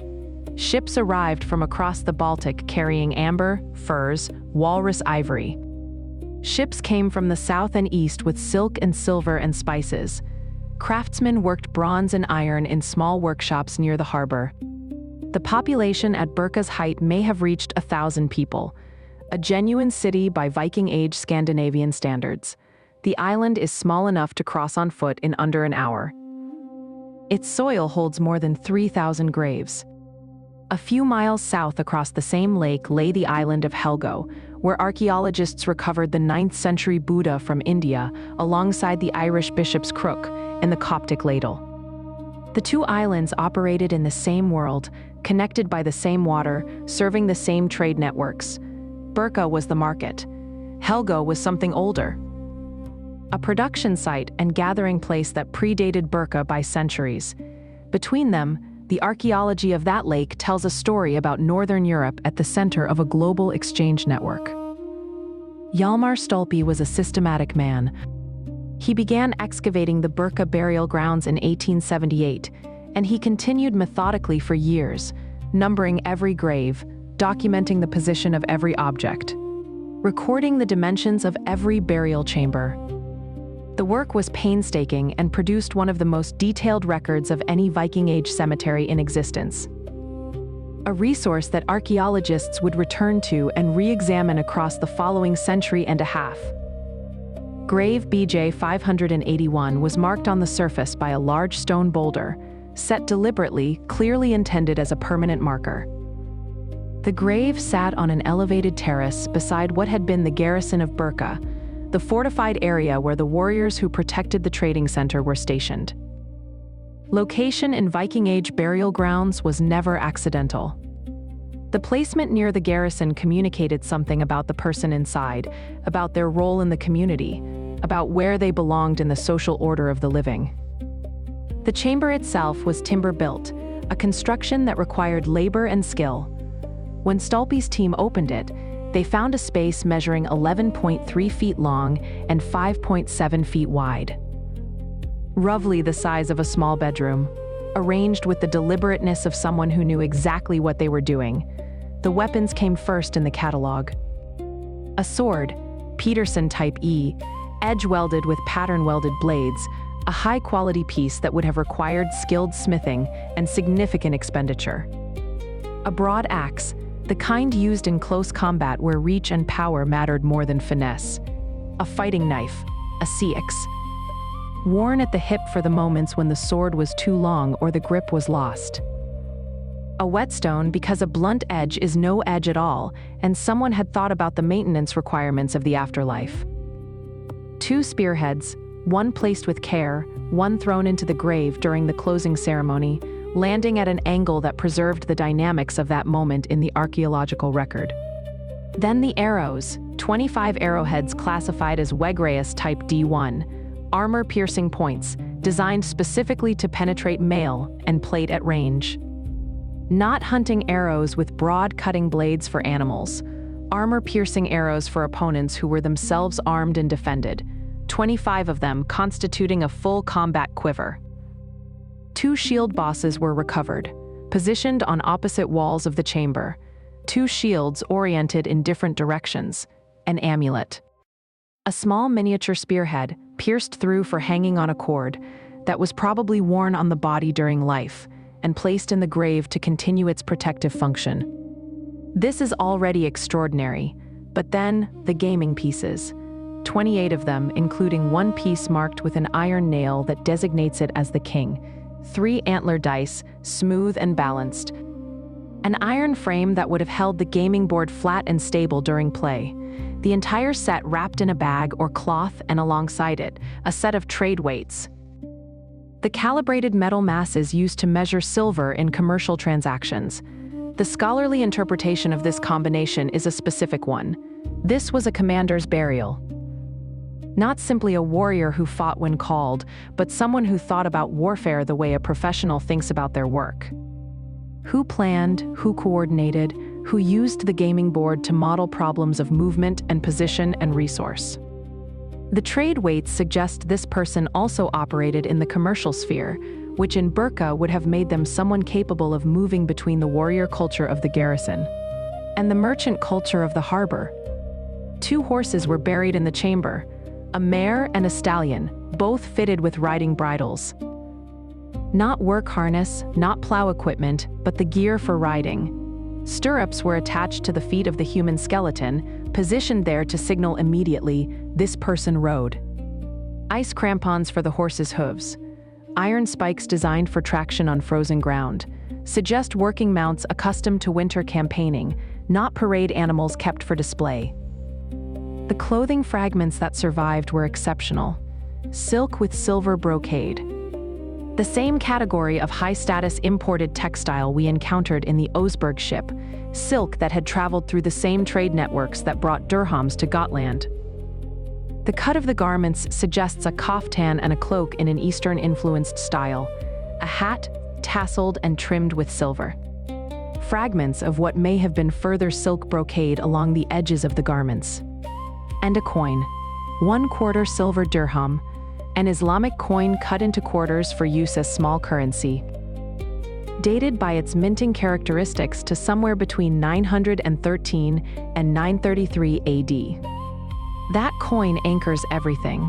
Based on it, and the surrounding material, the burial is dated to approximately 940 to 950 AD. Someone alive when the Abbasid Caliphate was still the dominant power in the Islamic world, someone who traded in the currency of that world, was buried in this chamber on a terrace in Birka. Stolp cataloged everything.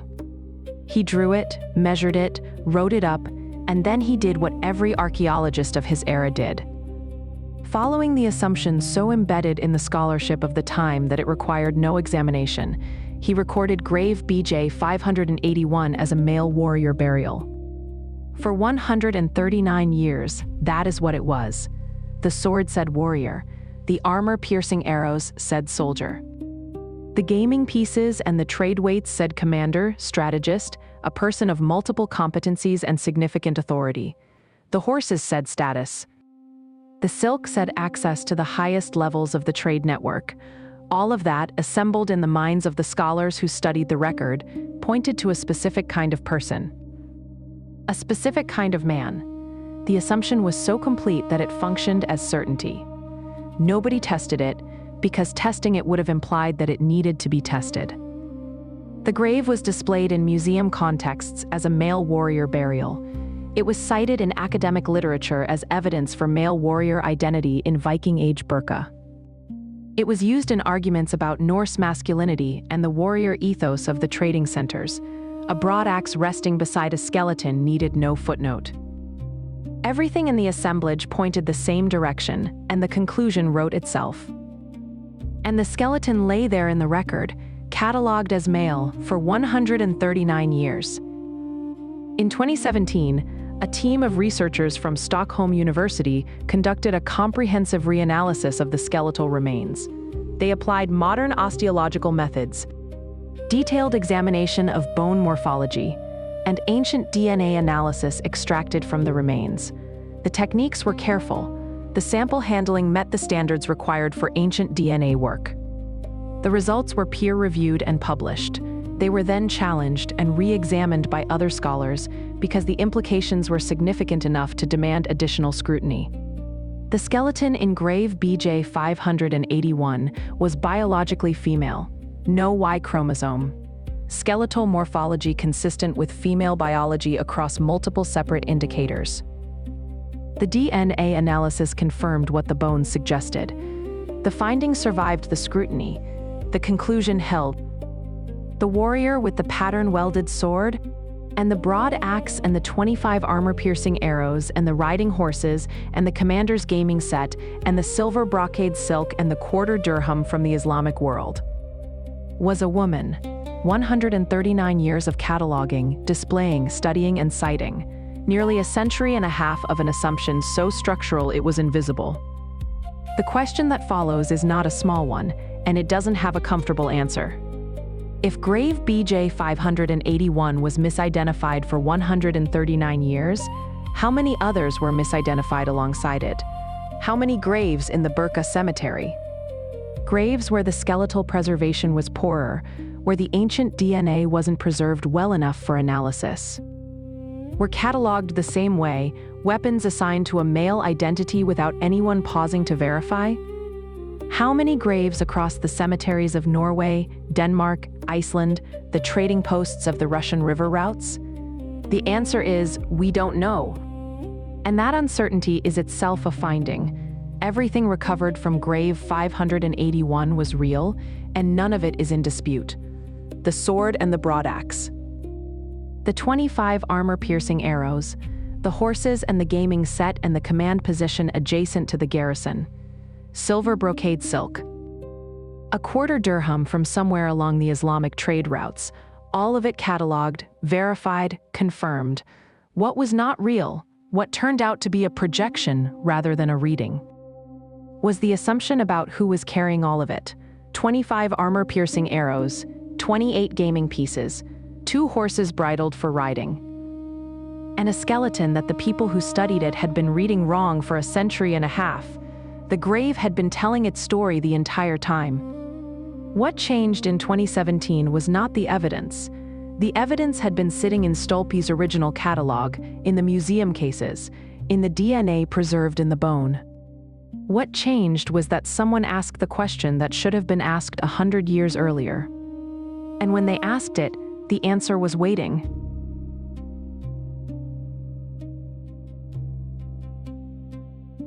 The osteologist who first examined the bones from grave 581 made a note in the 1970s. The skeleton was slightly built, the joints narrow, the musculature attachment points not quite what you'd expect from a man.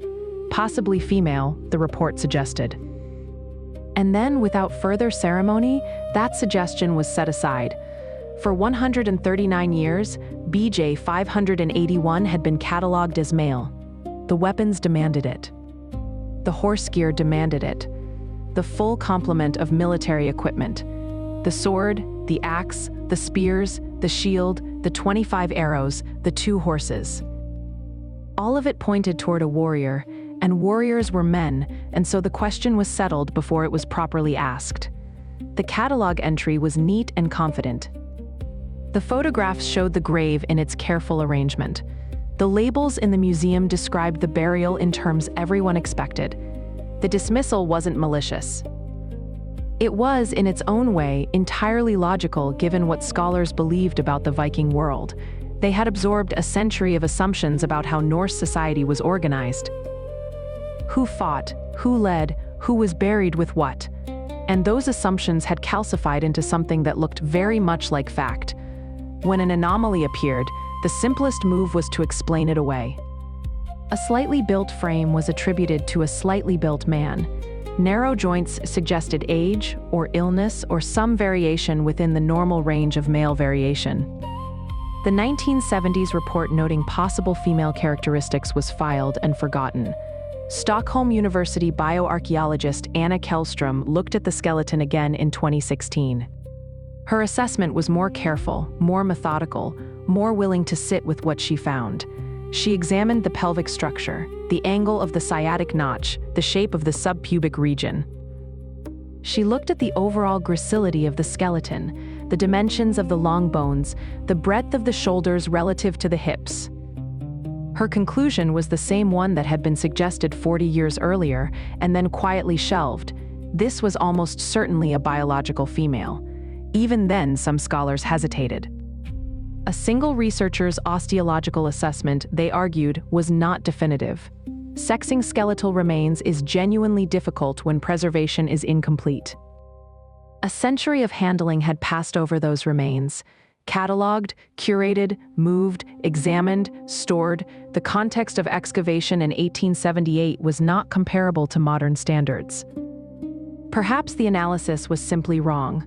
What came next was not wrong. Charlotte Hedenstierna Johnson of Uppsala University led a team that extracted ancient DNA from the bone fragments. They sampled the enamel of a molar tooth and the dense cortical bone of the long bones, materials that preserve DNA better than softer tissue. The samples were processed under controlled conditions. The ancient DNA distinguished from modern contamination by its characteristic degradation patterns, its fragmentation. The chemical modifications that accumulate over centuries of burial. The study was published in 2017 in the American Journal of Physical Anthropology, Volume 164, Issue 4. Pages 853 through 860. The result took up very little space on the page. 2 X chromosomes. No Y chromosome. The person buried in BJ 581 with the sword, and the axe and the 25 arrows and the 2 horses and the 28 gaming pieces was, by every available genetic measure, a biological female. The finding was not ambiguous. It was not a borderline result. 2 X chromosomes and no Y chromosome is not a result that admits of interpretation. Step back for a moment. A Buddha from India in a Swedish tomb, Islamic coins by the 100,000 on a Baltic island. Kufic script debated on Norse funeral bans, and now a warrior burial that everyone assumed was male for 139 years. Because the weapons said so, and nobody thought to ask the bones. Every layer of these graves, when you look closely enough, turns out to be something other than what it appeared. That is the impossibility at the heart of this story. Not that the objects are strange, but that we keep being wrong about what they mean. The academic community did not take this quietly. The first objection was contamination. Or mixing. What if the bones had been mixed up during the original 1878 excavation? Hjalmar Stolpe's team had worked through the ground systematically. But systematic excavation in 1878 was nothing like modern archaeological practice. Could the skeleton from grave 581 have become confused with remains from a nearby burial? Hedenstierna Johnson's team had anticipated this. The 1878 excavation was documented carefully enough to establish that the grave had been sealed. It hadn't been disturbed before that dig. The bones were found in anatomical position, meaning they lay as a body lies, each bone connected spatially to the next, in the order that a body falls and rests. A femur was where a femur should be. The vertebrae tracked the spine. The skull was at one end and the feet at the other. There was no evidence of mixture. The genetic results from the different bone samples were consistent with each other. This was one person's skeleton. The second objection was more philosophically interesting.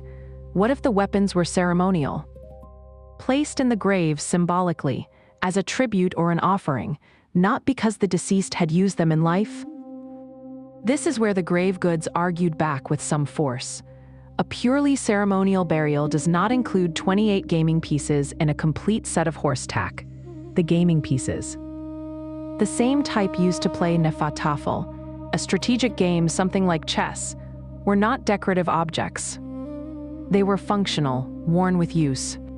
And they were placed alongside the weapons because the person who owned them was expected to use both, to command on the battlefield and to command at the game board. In Viking society, gaming ability was closely associated with strategic intelligence, with the capacity to read a situation and anticipate the moves of an opponent. These were not the tokens of a warrior maiden fantasy. They were the tools of someone who had spent years thinking about tactics. The horse tack was functional. The bridles and gear were made for riding, not display. The positioning of the two horses, one on each side of the burial chamber, was not decorative arrangement. It was the provisioning of a mounted commander for whatever journey lay ahead. The arrangement of the entire grave, taken as a whole, suggested someone who had lived as a high-status military leader, not someone who had been dressed up posthumously for a role they never held. The third objection cut deeper and has, in some ways, proven the most durable. Did biological sex determine social role in Viking society? The skeletal analysis told us what chromosomes the person carried. It did not by itself tell us what kind of life that person lived or what identity they held within their community. Could a woman in Viking society hold the position of a military commander? The isotope analysis added another layer to the picture. The ratios of strontium and oxygen isotopes preserved in tooth enamel record the geological signature of the water and food a person consumed during childhood, when those minerals were incorporated into developing teeth. The isotopic signature of the BJ 581 teeth pointed not toward Birka, the trading town on Lake Mälaren where the grave was found, but toward southern Sweden or Denmark. This person had not grown up in Birka. Her origin was elsewhere. More than that, the isotopic evidence showed high geographic mobility throughout life. The signals shifted in a pattern consistent with someone who moved frequently, who spent years in different regions, whose diet changed as their location changed. That pattern is consistent with exactly what you would expect from a military commander traveling with campaigns. Moving from site to site, year to year, bringing her skills and her horses and her gaming board with her. We've been looking at these graves and assuming we understood who was inside them. The textiles challenged that. All those miles of silk and linen woven in the Islamic world and carried to Scandinavia, buried with people we'd assumed led circumscribed lives. The Helgo Buddha challenged that. The Arabic coins challenged that. The evidence from Gotland challenged that. Every layer of this story pushed against the simplest version, and then Grave 581 challenged everything. In 2019, Neil Price and a team of researchers at Uppsala University published a follow-up study in the journal Antiquity, Volume 93, Issue 367. Pages 181 through 198. They re-examined every element of the critique. They addressed the contamination questions in detail. They walked through the sampling methodology and the analytical approach. They considered the full range of alternative interpretations and found none of them more persuasive than the straightforward reading. The woman buried in BJ 581 was buried as a high-status warrior commander by people who made deliberate, considered choices about what she had been and what she deserved. The evidence held, because here is what the grave says, if you allow it to speak plainly. Sometime in the 9th or 10th century, a woman who was born in Denmark or southern Sweden traveled to Birka, lived there and beyond it long enough to accumulate the equipment and the status of a military leader, died and was buried with full warrior honors, including 2 horses, a sword, an axe, a shield, 25 arrows, and a set of gaming pieces that marked her as someone capable of strategic command. The people who buried her made choices. They chose the sword, they chose the horses, they chose the position of authority. They chose the equipment of leadership, the symbols of a life that had been spent in some significant portion in the command of armed men. Those people knew who they were burying. They had lived alongside her, they had watched her work, whatever her identity meant to them, whatever word or category their language held for what she was. They expressed it in the only language they left behind, the objects they packed around her in the ground. The DNA was unambiguous, 2 X chromosomes, no Y. But accepting what the bones said meant rewriting not just one catalog entry, it meant acknowledging that Viking society, for all its well-documented brutality, for all its rigid hierarchies, for all the mythology of male warriors that has accumulated around it for centuries, was capable of something more complicated than the simple story allows. The woman in the grave had told them who she was. Around her, the weapons. Beside her, the horses. At her hip, the gaming pieces, the quiet, particular evidence of a mind that had spent years thinking about how to win. That message had been waiting in the ground since 1878. It just took a long time for anyone to listen.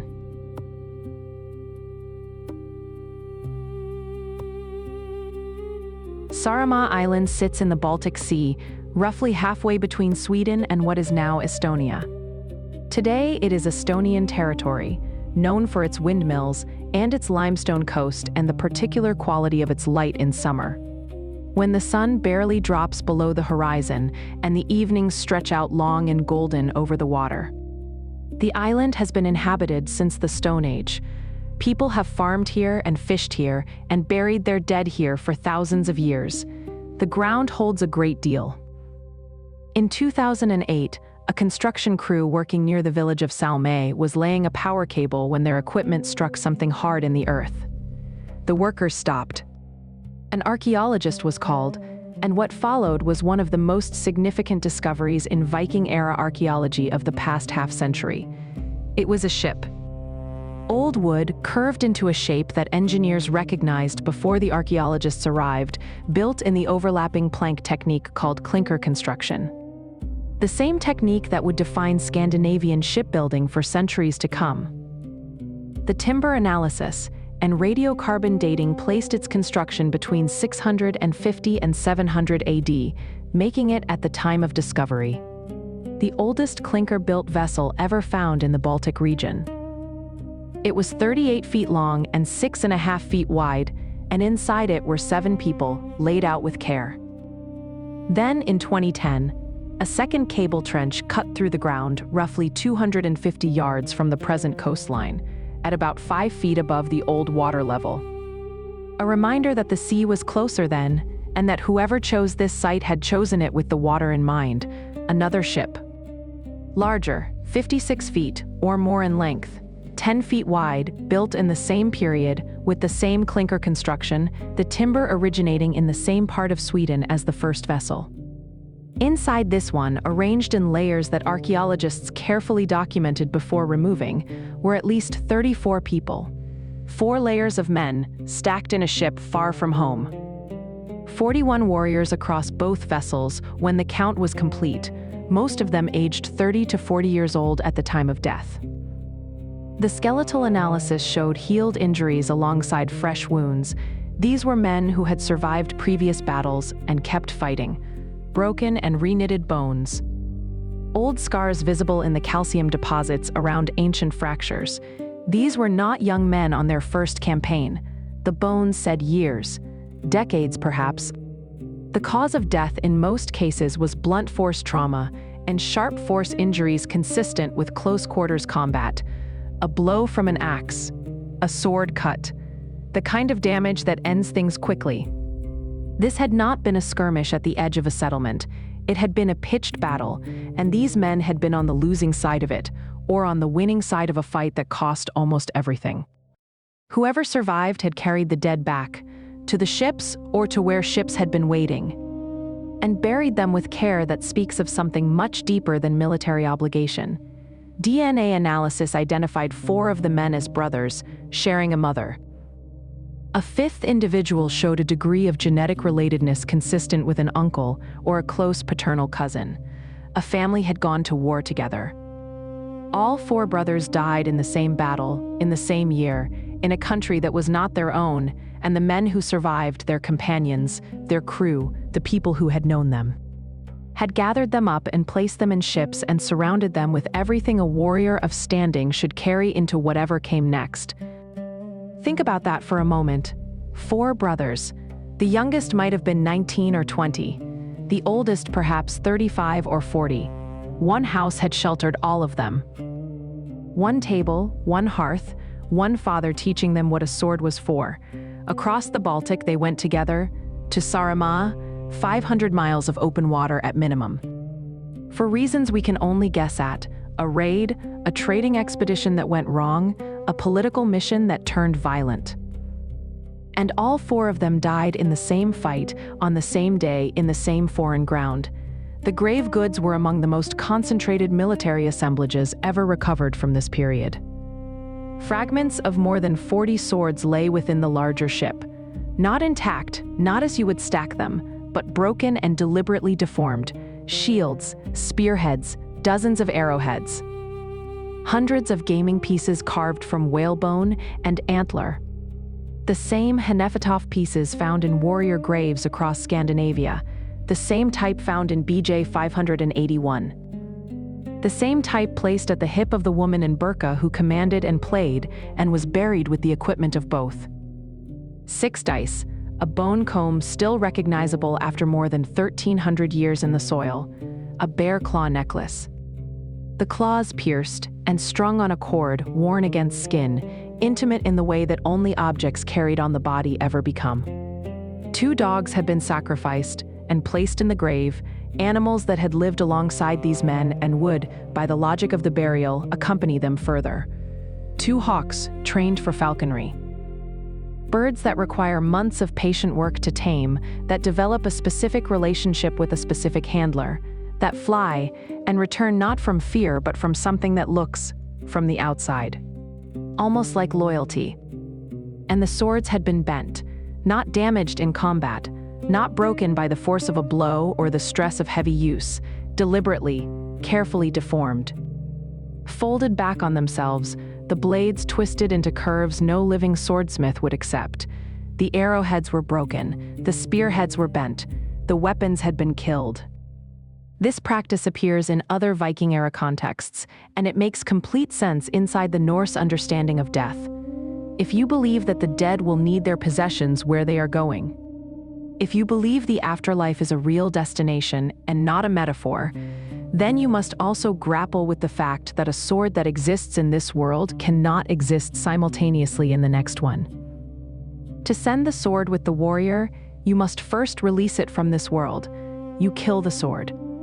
You bend the blade until it is no longer a blade, until the shape that made it dangerous in this life has been unmade, so that whatever essence the sword carries, its edge, its weight, its long memory of use, is freed to cross the boundary. Theology expressed in iron. These burials present a challenge that the historical narrative has not fully absorbed. The Viking Age, as conventionally taught, begins on June 8, 793, when Norse raiders struck the monastery at Lindisfarne off the northeastern coast of England. That date has served as a kind of starting gun. Before it, the Norse were farmers and fishermen and traders. After it, they became something more dangerous. The monk Alcuin wrote to the king of Northumbria describing the attack as a sign of divine punishment. That account became, in the retelling, the birth of something. Salm challenges this date cleanly. The ships were built between 650 and 700 AD. Even using the latest possible construction date, Salm predates Lindisfarne by nearly a century. The 41 men buried here were mounting organized armed expeditions across the open Baltic, traveling in purpose-built warships, dying in coordinated combat, and being buried with military honors that require a sophisticated, fully developed tradition of warrior culture. The grave goods, the bent swords, the gaming pieces, the bear claw necklace, the sacrificed hawks, are not the artifacts of a culture that is just beginning to figure out who it is. They are the artifacts of a culture that has been doing this for a long time. Remember the Oseberg ship. 70 feet long, built for 30 oarsmen, buried with 18 animals and 4 sleighs and Persian silk and a carved wooden cart. Oseberg told us about wealth and ceremony and the extraordinary care the living took with their dead.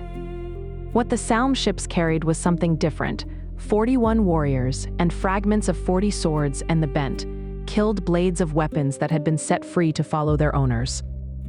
Oseberg was a funeral. Salm was a battlefield memorial.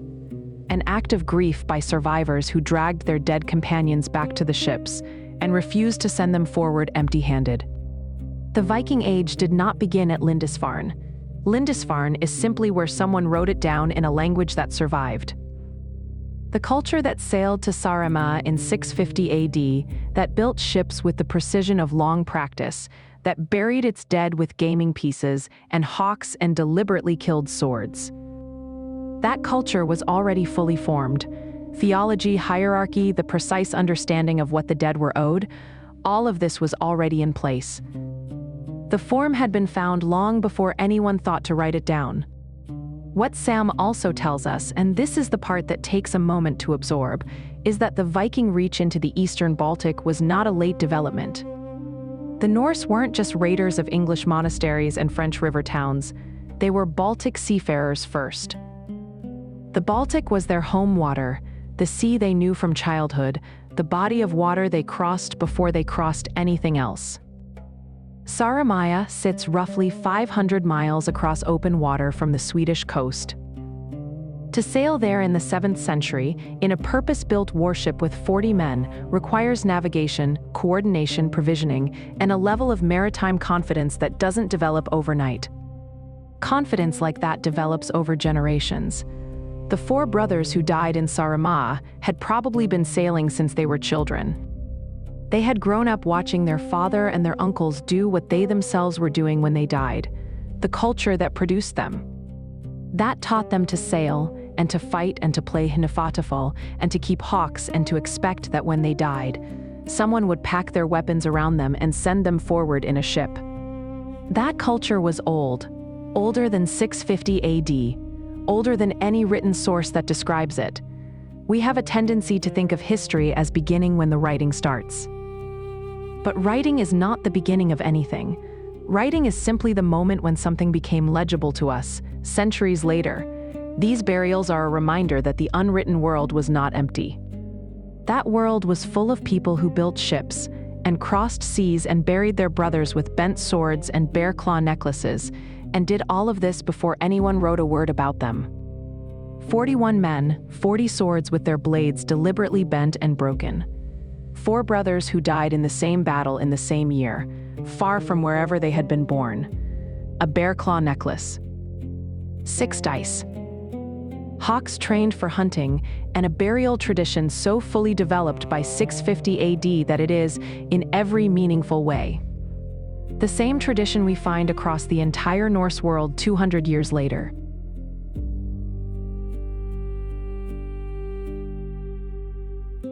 If there is a single idea that makes sense of everything we've examined, the ships, the silk, the silver, the swords, the gaming pieces, the hawks trained for falconry, the peacock, the bent and killed blades, the 14 horses buried with 2 women in a ship on a hillside in Norway.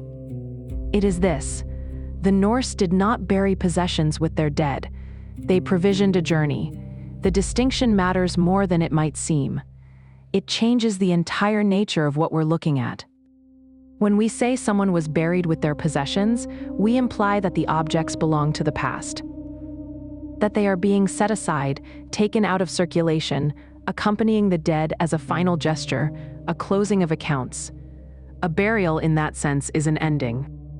The objects go into the ground because they are no longer needed, but the Viking burial record taken whole suggests something else entirely. Every object in these graves was chosen for its utility in whatever came next. Not its emotional resonance, not its symbolic weight in the abstract, not the statement it made to the mourners watching from the shore. Its utility, its usefulness to a person going somewhere. The ship was not a coffin. A coffin is a container, a boundary, a way of marking the end of something. It has no propulsion and no destination. The ship was a vessel. In the most literal sense, a thing designed to carry people across water from one place to another. It required a crew, it required provisions, it required navigation. In the Norse understanding of death, the ship was exactly what it looked like: transportation. The journey it was built for was simply longer than most. 14 horses buried with the 2 women at Oseberg. 14. That is not the number of horses you sacrifice as a gesture. 14 is the number you bring when you are genuinely uncertain how far you are going, and what terrain you will cross when you get there. You don't know if the afterlife requires horses on land or ships on water or some combination of both. You bring both. You bring the sleighs. You bring the food.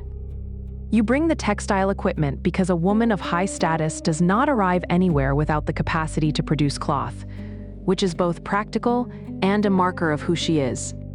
You bring the silk from Persia because she wore silk in life and she will wear silk where she is going. Every single choice in the Oseberg burial is the choice of people who believed with absolute seriousness that they were packing for a real journey. The same logic governs the 28 gaming pieces placed in the grave with the woman of BJ 50881. A gaming board is not a sentimental object. It is a tool for passing time and displaying strategic intelligence. Her burial party chose it not because it reminded them of her, but because they believed she would want it. Because there would be evenings ahead of her, in whatever world she had passed into, when the light fell long, and the board was set out, and she would need those pieces. Ibn Fadlan understood this before he fully understood anything else about the Norse. He arrived at the Volga trading camp in May of 922 after 10 months of travel from Baghdad.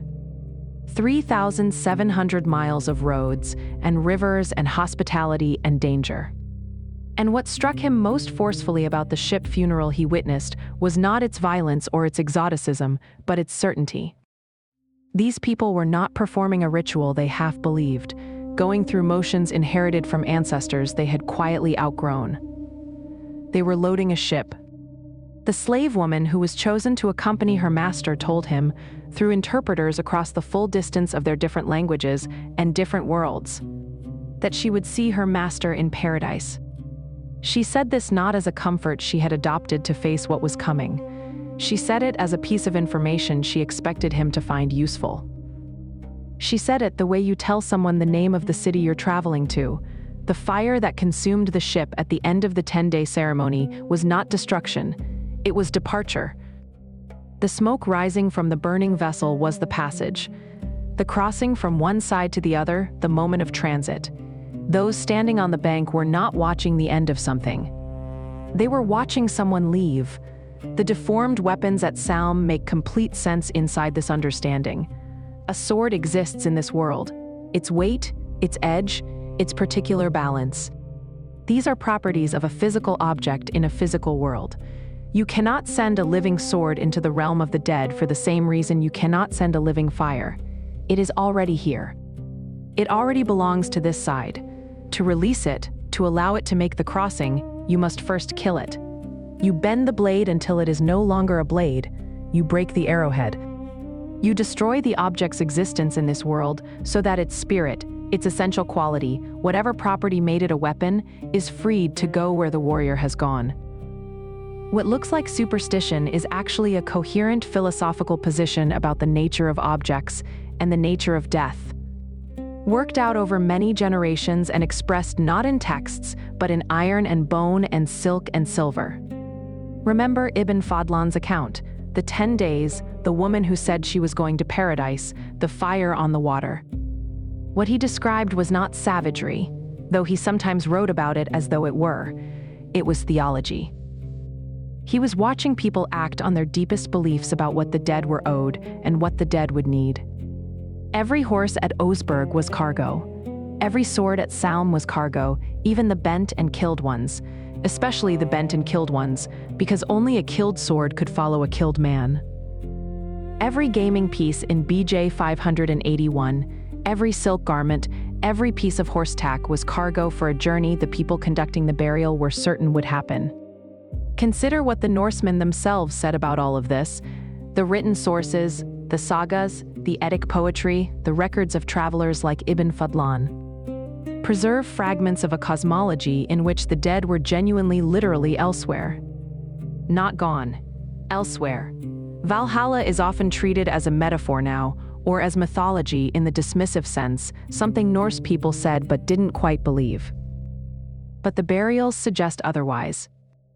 If you provision the dead for a journey, if you kill the sword so it can follow the warrior, if you stack 41 men in ships and pack their hawks and their gaming pieces around them, you believe. The belief is in the choices. It is in the expenditure. People do not spend this much, for this long, on something they consider a polite fiction. The grave of a Norse chieftain was, in a real sense, a theological statement. It said, this person is going somewhere real, and we know what they will need when they get there, and we will not be the ones who sent them unprepared. The Gotland silver complicates this in an interesting way. 148 pounds buried in a single hoard on a farm in the late 9th century by someone who never came back for it. The conventional explanation is that the owner died suddenly, or violently, that the political situation changed, that the farm passed to strangers. These explanations are possible, but the hoard also exists inside a pattern of deliberate burial that spans the entire Norse world and the entire Viking Age. Silver was buried over and over, across generations, in amounts large enough to matter. Not all of it can be explained by emergency hoarding. Some of it was put in the ground because the ground was the right place for it. Because a portion of what you accumulated in life was understood to belong to the economy of the dead, not the economy of the living. You tithe to the next world by burying what you brought back from far away. The emotional weight of all this is something that requires a moment of stillness to feel properly. To bury 14 horses with 2 women is not a casual act. It is an expenditure of resources that would have been felt through the entire community. Horses were valuable. More valuable than almost any other movable asset in the Norse world, costly to breed and to train and to feed through long Scandinavian winters. 14 of them in a single grave represents a collective sacrifice, an act of communal faith. The people who did it believed something so completely that they were willing to bear that cost. To bury 148 pounds of silver on a farm in Gotland and never return for it, whatever the reason, is to place something ahead of silver. Faith, perhaps, obligation. The belief that certain wealth belongs to the dead and that to take it back would be a violation of something real and binding. The ground holds it on their behalf. There is a quality to all of this that is difficult to name precisely, but it has something to do with scale. The scale of what the Norse were willing to give away. 14 horses. 48 tons of silver scattered across a single island. 2 ships carrying 41 men and 40 swords and hundreds of gaming pieces to a burial site in Estonia. A peacock alive, carried from somewhere in the south to a farm in Vestfold and kept through a Norwegian winter so it could be placed in a dead man's ship. The scale of the expenditure speaks to the scale of the belief. You spend this much only when you are genuinely convinced it matters. They didn't bury objects with the dead because they were generous. They buried them because they believed the dead would need them, and that belief shaped everything that the Viking world was: the ships they built, the routes they sailed, the way they thought about distance and destination, the way they died, and the way they prepared for dying. If the afterlife was a real place that a person traveled to, then life itself became a kind of preparation for departure, and every object you owned was not just property, but potential cargo. You lived, in some sense, with one eye on the inventory, on what you would need, on what deserved to come with you.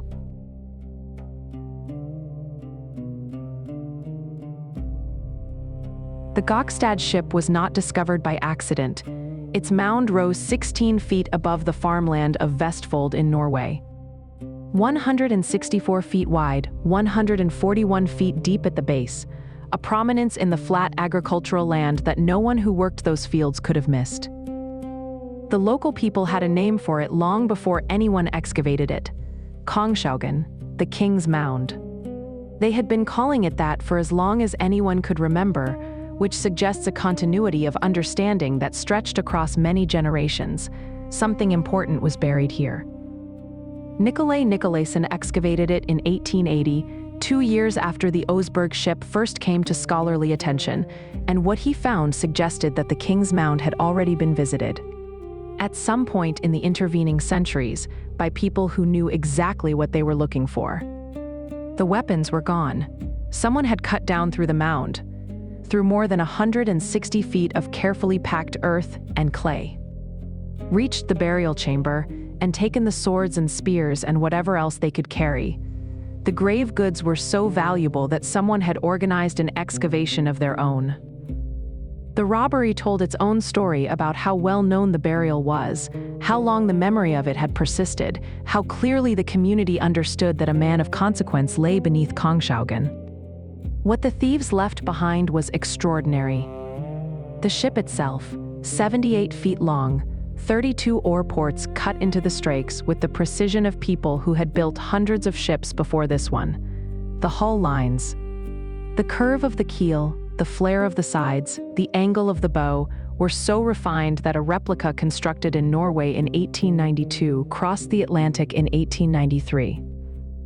The crew launched from Bergen in late April, reached Newfoundland in 28 days, continued south along the American coast to New York, then on to Chicago for the World's Columbian Exposition. The Norwegian sailors who crewed her reported she was comfortable, responsive, and fast, capable of 14 miles per hour under sail, stable in swells that would have troubled lesser vessels. She was, in the estimation of every naval architect who has examined her design, one of the most capable ocean-going vessels ever built for her size, anywhere in the world. At any point in history up to, and including the time she was built. The timber had been felled around 890 AD. The man buried inside was between 40 and 50 years old, 5 feet 11 to 6 feet tall, powerfully built. His bones showed the kind of musculature development you find in men who spent decades doing physical work. Not the wiry hardness of deprivation, but the density of consistent, directed effort. He had lived hard and he had lived long, by the standards of a century when living long was not guaranteed. Beside him were 12 horses, 6 dogs, and 1 peacock. The peacock deserves a pause and the quiet that follows it. There were no peacocks in Norway in 890 AD. No wild populations in the Baltic world, no established tradition of keeping them in Scandinavia, no local supplier. Someone had carried this bird from somewhere far to the south or east.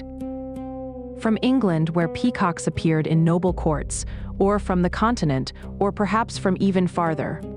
From a world where the trade routes touched cultures that had kept peacocks for centuries as symbols of status and wealth. The bird made an impossible journey. It arrived in Norway alive. You cannot bury a peacock you haven't kept alive long enough to bring home. And it was kept alive, fed and housed through at least one Norse winter. And then it was placed in the Gokstad Ship beside a man the community considered worthy of that honor. A peacock is a story. It says, "I have been somewhere you have not been. I have brought something back. I have the reach and the resources to carry an impossible thing across a great distance and deliver it home." The peacock in the grave is not just a bird, it is evidence of a life. 3 small boats accompanied the main ship inside the burial mound, each one seaworthy in its own right. A fleet within a funeral, a tent, a sledge, food stores, everything a man of consequence would need at sea and beyond it. The provision of 3 additional boats is particularly striking. Even the dead man's guests might need to travel. Even his visitors in the afterlife might arrive by water. You think about the logistics, you plan for the range of possibilities. You do not send a king into the next world without transport for his companions. The Viking Age that produced all of this lasted 273 years, from the raid on Lindisfarne in 793. And we know now that the culture was already complete well before that date. Already building ships and burying warriors in Saaremaa, while the grandfathers of the Lindisfarne raiders were still children.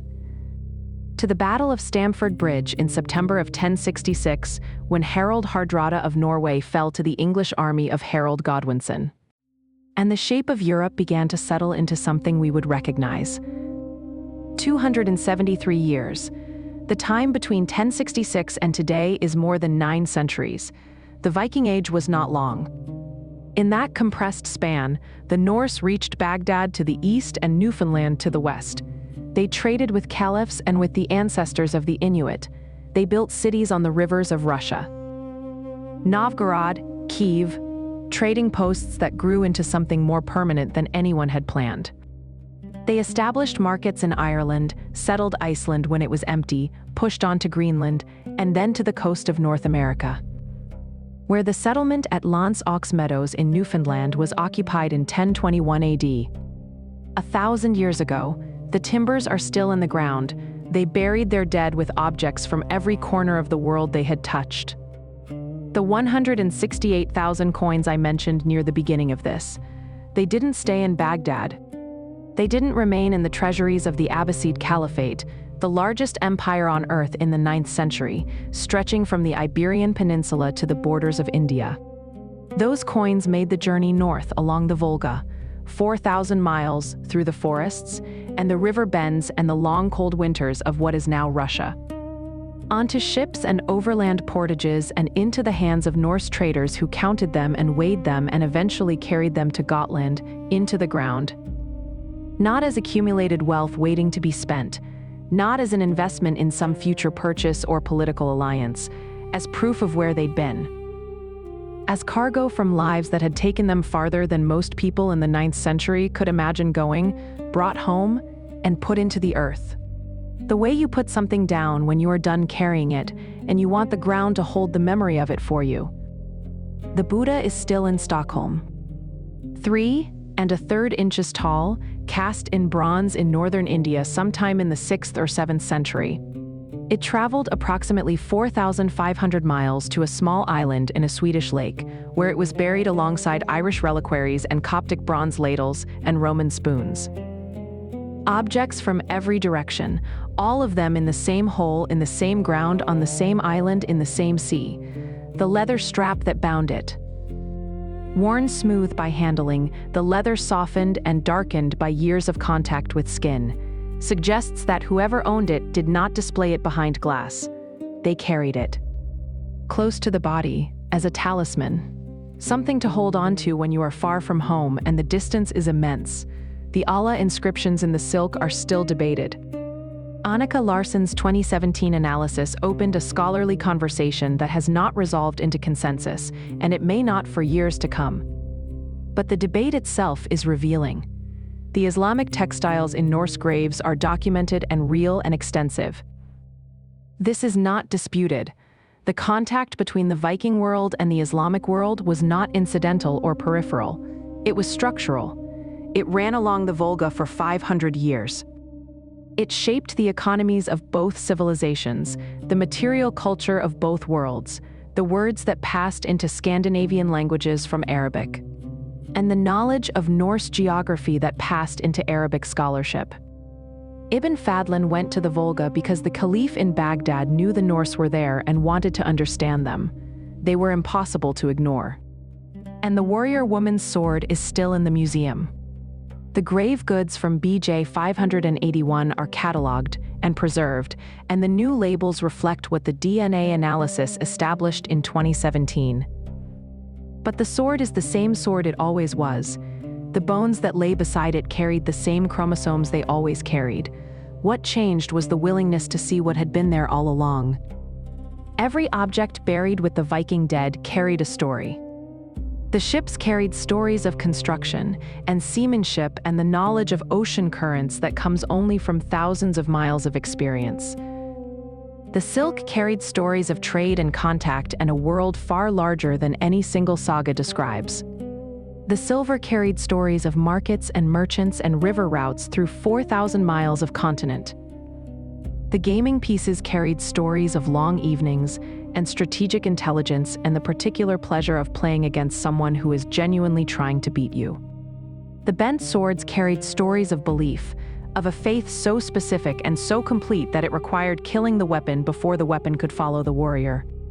The Gokstad Ship crossed the Atlantic in 1893, 1,000 years after the timber was felled, and sailed comfortably at 14 miles an hour with a Norwegian crew and no difficulty. The builders put something into that design that endured. The knowledge is in the wood, in the angles of the hull, in the dimensions that make her both stable and fast. It survived the centuries between the ship's construction and its excavation. It survived the museum and the replica builders and the Atlantic crossing. what those craftsmen knew about water and wind and the exact curve of a keel that lets a ship move through both. That knowledge is still there, if you know how to read the shape. The graves are like that, what the people buried in them knew. About distance and weather and the weight of silver and the weight of a sword and the particular heaviness of grief, and about what you owe the dead and what the dead carry forward. That knowledge is in the objects. Preserved the way, the ship's design is preserved, not in words but in form. Not explained but demonstrated. Outside, beyond these rooms, beyond wherever you are listening from, the world is very quiet now. The light is low or the light is gone. The distance between where you are and where those graves were opened is immense. 1,100 years of distance, thousands of miles of distance. And yet the objects are still there. The Oseberg ship curves in the museum light in Oslo. The Helgo Buddha sits in a glass case in Stockholm. The Birka sword rests in its new context, its new label. The bent swords from Saaremaa are in Tartu, still folded at the angles where living hands pressed the metal over. They provisioned the dead for a journey, and in doing so, they packed everything they knew about the world into the ground. The silk and the silver and the swords, the hawks and the horses and the peacock, the bent iron blades and the gaming pieces, and left it there. For us, the mystery doesn't resolve completely. It settles, the way sediment settles in still water. Slowly, unhurrying, finding its level in the quiet. The questions remain. But they are comfortable questions now, the kind that can rest beside you while you sleep. The Buddha traveled 4,500 miles and came to rest in Swedish soil. The coins from Baghdad found their way to Gotland. The woman in Birka was buried with her sword, and her gaming pieces and her 2 horses, by people who knew who she was and what she had been, and made their choices accordingly. Every grave is a refusal to let the story end. Every ship set on fire, every bent blade, every horse led into the burial chamber. All of it is the living saying, with a certainty we can only imagine from the outside, that the dead are going somewhere, and that they will not be sent empty-handed. The rest is the long, slow drifting back into the dark. The quiet holds, let it.